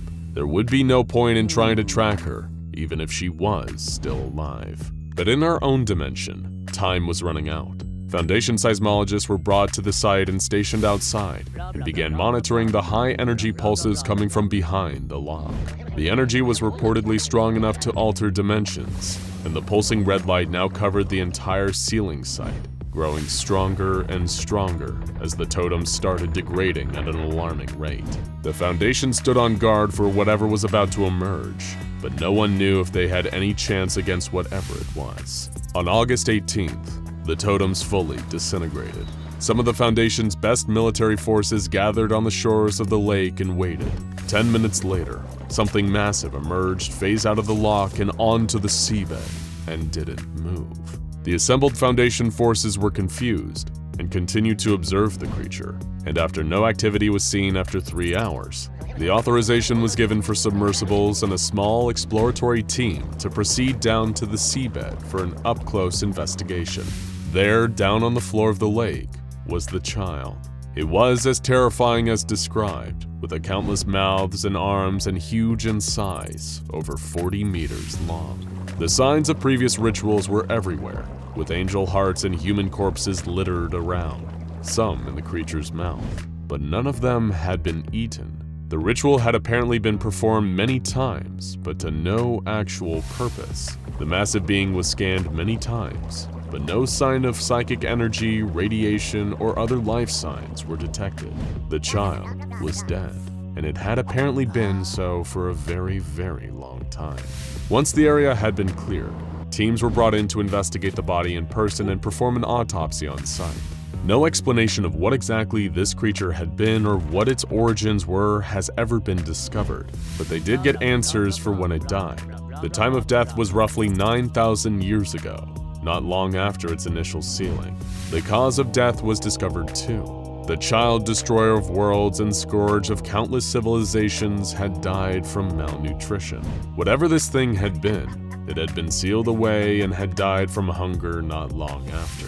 One civilization after another had continued to perform the rituals to keep it sealed, never aware that it was no longer a threat. With this new discovery, SCP-4290 was reclassified as neutralized, but the child taught us all a valuable lesson about being prepared for potential world-ending scenarios. And the Foundation continues to stand on alert for any more entities from the distant past that may pose a threat today. Because who knows what else is sealed away at the bottom of a lake, abandoned mine, or in the ocean's deepest trenches. There might just be another existential threat to humanity that's just waiting for a chance to emerge and help us all if it remembered to pack a lunch. They'd spent hours making the costume. The two young boys, let's call them Johnny and Max, had always been on the creative side. Sometimes they got teased for it at school, but they didn't care. As long as they had each other, they could handle anything. They were best friends. Maybe one day they'd build great things together out of concrete and steel, but for now they worked with cardboard. Prior projects had included building a rocket out of cardboard in Johnny's backyard, like the kind that put a man on the moon. They'd also made a box fort like no other, more a box castle really, the kind that would stand for 100 years, as long as it didn't rain, of course. But all of that felt like nothing compared to the tunnel monster. To these two young friends, it was a thing of beauty. A fully articulated cardboard monster costume meticulously cobbled together from boxes, masking tape, cardboard tubes for arms and legs, and a little twine to bring it all together. Frankenstein, Dracula, Freddy Krueger. Those silver screen phonies were nothing compared to the tunnel monster. They even cut out eye holes in the head and drew the scariest snarling mouth that they could write below. The making was over, and now they were ready to play.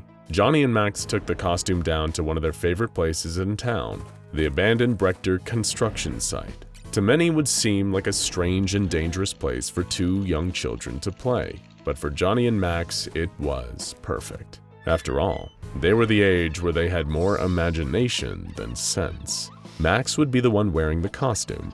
Johnny helped him put it on piece by piece, using extra masking tape and twine where necessary to fasten all the pieces together. Little by little, Max became the tunnel monster. The transformation was complete, and it was finally time for the games to begin. Johnny ran, wielding a stick as a defensive weapon while Max gave chase. He could feel his own hot breath within the cardboard mask. It was oddly exhilarating. He gave a monstrous roar and charged after his friend, chasing him into the child-sized pipes of an unfinished water drainage system. It was more fun than anything they could have imagined. Max really got into his role. He lunged forwards, grabbing Johnny with his cardboard gauntlets and tried to drag him back into the tunnel, all while giving low, guttural growls. Johnny laughed and swatted at Max with his stick like a knight wielding a sword. They ran and crawled through the tunnels, the best of friends having the best of times, making the kind of memories that would last forever. And in that sense, they were right. Something they made that day would echo on forever, but it wouldn't be something they would look back upon fondly. If they weren't so busy running through the tunnels, Max and Johnny might have noticed that something was amiss. They might have seen that, even though it was only 3 p.m. on a summer's day, the sky was beginning to darken. It may not have saved them, but it might have given them time to prepare for what was coming. Max was still chasing Johnny down a pipe, still fully in character as the tunnel monster, his arms extended to grab his fleeing friend while Johnny tripped. Max stopped to help him up, but something was wrong. When Max helped Johnny stand up, Johnny instinctually pushed him away, as though it wasn't actually his friend anymore. Max stumbled backwards in shock and horror. He could feel something changing beneath the cardboard. He suddenly was in pain. This terrible pain, like he was being pulled apart and put back together. He started to scream. It was a horrible sound like nails on a chalkboard. Johnny had to hold his ears as the screaming got louder and louder, but Max couldn't stop. He was hurting too much to stop. Johnny was crying. He didn't know what was happening, only that his friend was in terrible pain and that there was seemingly nothing he could do to stop it. Even Max didn't know much more than that, but he thought it might have something to do with the suit. It felt like it was full of fire ants, crawling and biting.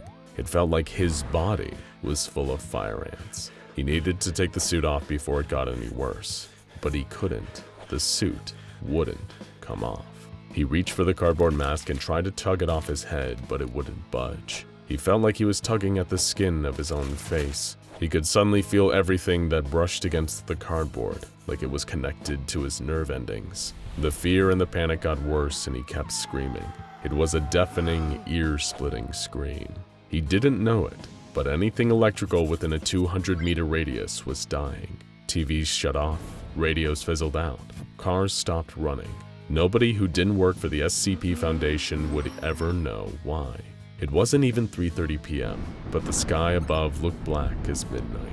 Max was afraid, but all he could do was cling to the familiar. He lunged forwards and grabbed Johnny, pulling him into his trembling embrace. Is he still Max now? No, he doesn't think so anymore. He's something else entirely. As he held his friend, Max tried to dig his fingers into the mask and tear it off. They pierced through the cardboard, tearing holes into it. It was agonizing, but the mask stayed put. There was no escape. He closed his eyes just for a moment. Maybe it was a bad dream. Maybe he could make it disappear, but it didn't disappear. Only he did. Max was no more. There was only the tunnel monster. When Johnny woke up, he was disoriented and afraid. He was in complete darkness, but he could feel the old metal of a rusty railroad track beneath his feet.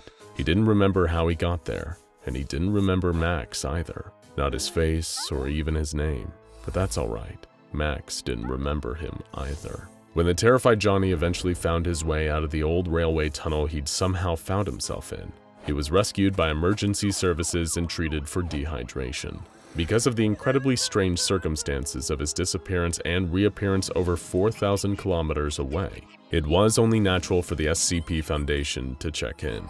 But seeing as Johnny had no memory of where he was or who he was prior to his mysterious teleportation, all they ever did was investigate the tunnel he'd appear in. Of course, they didn't find a thing. The case was closed shortly afterwards, written off as a kind of one-off spatial anomaly. Johnny was given amnestic treatment and reintegrated back into his normal life. He would never remember his encounter with the tunnel monster, but many would, for decades and decades to come. There would be stories and scattered witness accounts from all kinds of people. Maintenance workers doing electrical repairs on subway tunnels, sewer workers cleaning up blockages in pipes, road workers fixing the asphalt in underpasses. The challenge with being an SCP Foundation field agent is often separating the genuine leads from the urban legends and spooky stories. But the details here were all too similar and specific. After all, it would be such a strange thing to make up. A moldy old pile of cardboard boxes getting up and running towards you.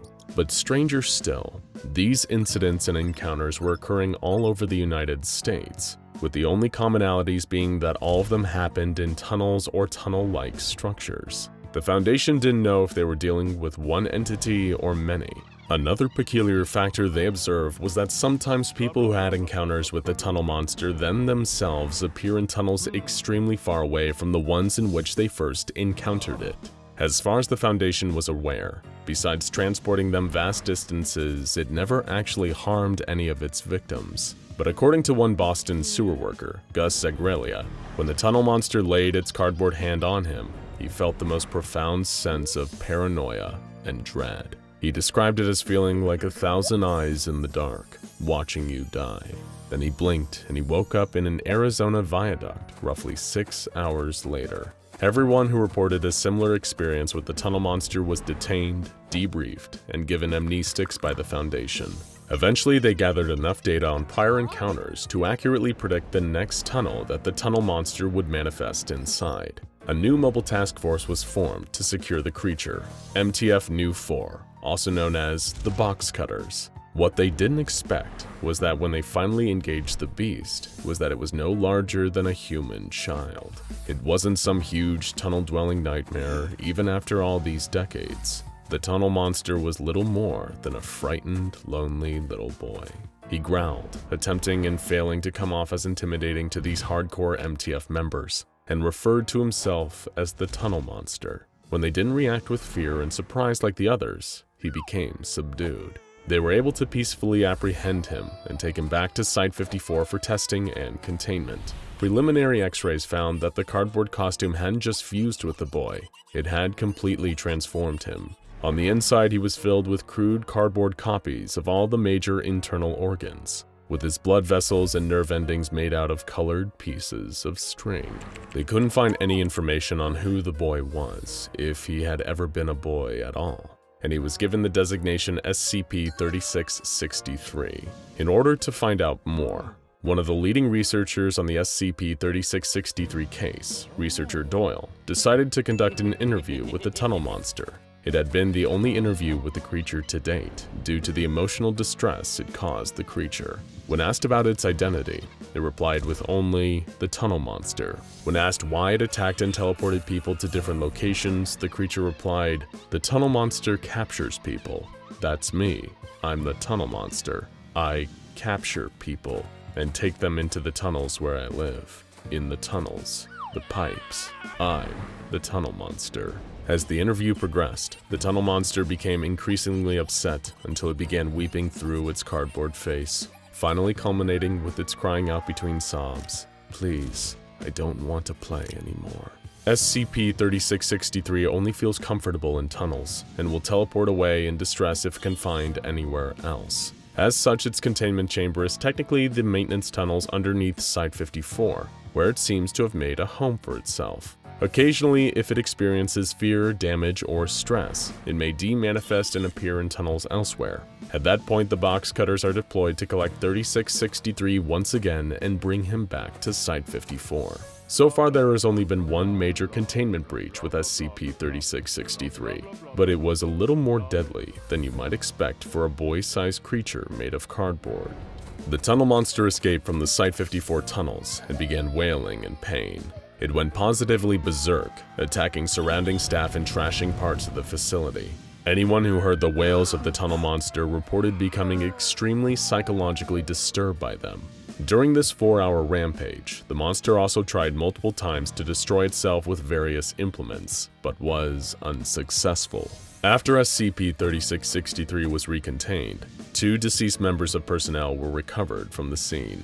Autopsies showed the cause of death was a buildup of paper residue and wood pulp in all of their major blood vessels, as well as sinuses, ear tubes, and the majority of the digestive and respiratory systems. A number of other staff members were found to have been affected to a lesser degree, but are expected to make full recoveries. What triggered this explosive and deadly outburst? Not even the tunnel monster itself knew the answer to this question.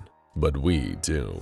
At exactly the same time, a 79-year-old man passed away from natural causes after what seemed like a thoroughly unremarkable life. That man's name was Johnny. An SCP Foundation researcher sits at a table inside of a standard containment cell. These are often dangerous places to be, especially when the SCP you're supposed to be studying is one that you can't see. The researcher is taking notes, unsure of exactly what is going to happen next. He can hear the sounds of knives scraping behind, of flesh sizzling and searing from high heat. He braces himself as a burst of heat hits the back of his head, as if a fireball has erupted. An object floats through the air and settles in front of him on the table. It's a plate of food, and it looks delicious. It may surprise you to learn that there is no rule that the SCP Foundation must deal exclusively with violent and vicious creatures. Not every SCP held in containment shares the same malevolence and contempt for humanity as SCP-682, or the world-ending threat posed by the likes of SCP-2317. Some, perhaps not many, but some, are benign and might even seem outwardly friendly. But you'd still be taking a huge risk to assume that anything contained by the SCP Foundation is completely harmless. Such is the case with SCP-5031. As per the Foundation's containment procedures, this quasi-humanoid, meaning it appears to have some vaguely human features, is held in an airtight cell that is regularly checked by Foundation personnel on a bi-weekly basis. SCP-5031 has no need for regular nutrition or regular interactions from staff. The trick with SCP-5031 is not being eaten by it, since though it doesn't need food, it does still hunt and consume anything it encounters, human or otherwise. Avoiding being eaten is hard enough with creatures that can actually be seen, but like so many other creatures the Foundation keeps contained, SCP-5031 has developed an almost perfect defense mechanism, which is when observed, it will literally cease to exist. Some might choose to refer to this as a quantum lock. However, it is worth noting that traces left by SCP-5031 still remain observable when the creature has temporarily disappeared. For example, trails of blood and scratch marks left behind by SCP-5031 still exist when the SCP itself does not. Naturally, this makes both avoiding the creature and capturing it using cameras difficult. However, when SCP-5031's existence ceases, it still casts a shadow. From this, researchers have been able to determine several of the creature's physical traits. Based on its silhouette, it has been deduced that SCP-5031 levitates about half a meter above ground level, sports an abnormally small necklace head atop an elongated torso, approximately 1.9 meters long, with 3 sets of spindly lower arms that branch outwards. Using these arms and its loosely hanging body, SCP-5031 will lower itself to hunt any human or animal that draws near to it, and uses the blade-like tail to cut up food. Perhaps the most interesting facet of SCP-5031 beyond its defensive capabilities and apparent physical attributes are the series of 9 tests conducted by senior researcher Stanley Huxtable. Appalled by the conditions that the creature was being kept in, Huxtable took over the role of HCL supervisor for SCP-5031. Having grown increasingly frustrated and empathetic towards the creature, listening to its screams from inside its iron containment unit, Huxtable devised a series of tests to introduce SCP-5031 to various different stimuli as a way to better understand the creature, and hopefully keep it contained in a way that didn't seem to cause so much suffering. It's worth remembering that the SCP Foundation makes its mission to be cold, not cruel, in performing their duties to protect normality, and many of the researchers and staff are just as capable of having empathy for creatures as you might for a stray animal at a shelter. The first of Huxtable's tests involved installing speakers in SCP-5031's cell, through which a variety of different ambient and popular pieces of music were played to see if they had any effect on reducing the creature's stress. By judging SCP-5031's stress levels based on how much it screamed when compared to normal, Huxtable was able to determine how to best use music to calm the creature. SCP-5031 seemed to convey higher levels of stress when listening to Morning Forest, Deep Grotto, and Seaside Paradise ambience, as well as the best of late 60s British rock band Jethro Tull. However, the best of Mozart, Enya, Kiss, and Ben Folds produced dramatically different results, decreasing SCP-5031's apparent stress. Following this test, senior researcher Huxtable compiled a playlist featuring SCP-5031's favorite music. Over time, the stress-reducing effects of music on SCP-5031 seemed to decrease, but keeping the playlist on shuffle seemed to keep the creature consistently calmer than it had been previously. The next test involved introducing inanimate objects into SCP-5031's enclosure to monitor its reactions and how its stress levels were affected. When a softball was thrown into the enclosure, SCP-5031 immediately sliced the ball in two with its tail in one swift motion. A similar result occurred when researchers threw the creature a basketball, which was quickly punctured and sliced open by SCP-5031's tail. Its stress levels first seemed to diminish when the creature was offered a bowling ball, which it rolled around the enclosure and then later knocked it against a second bowling ball. However, when one of the balls chipped, rendering it unable to roll properly, SCP-5031's stress increased dramatically until a replacement was offered. Researcher Huxtable noted that SCP-5031 seemed to possess a similar level of motor skills to an average human toddler, with similarly explosive emotional reactions to match. Next, when given the choice between two food sources at opposite ends of its enclosure, SCP-5031 seemed to gravitate towards higher quality food, most notably favored cooked rotisserie chickens over animal carcasses. It even chose this option over a live chicken, using its tail to cut its food into more manageable bite-sized portions, rather than ripping its meat with its hands or teeth like many of its fellow SCPs. Researcher Huxtable recorded these findings and highlighted that, even though SCP-5031 didn't need to eat in order to survive, providing the creature with food of a better quality marginally reduced its stress. Senior researcher Huxtable next attempted to test SCP-5031's coexistence with other living subjects, each time making sure that the creature had been adequately fed to avoid any unseemly incidents. First, a live chicken was introduced. SCP-5031 rolled its bowling ball at high speed towards the chicken, increasing both its and the chicken's stress levels, and inadvertently killing the chicken in the process.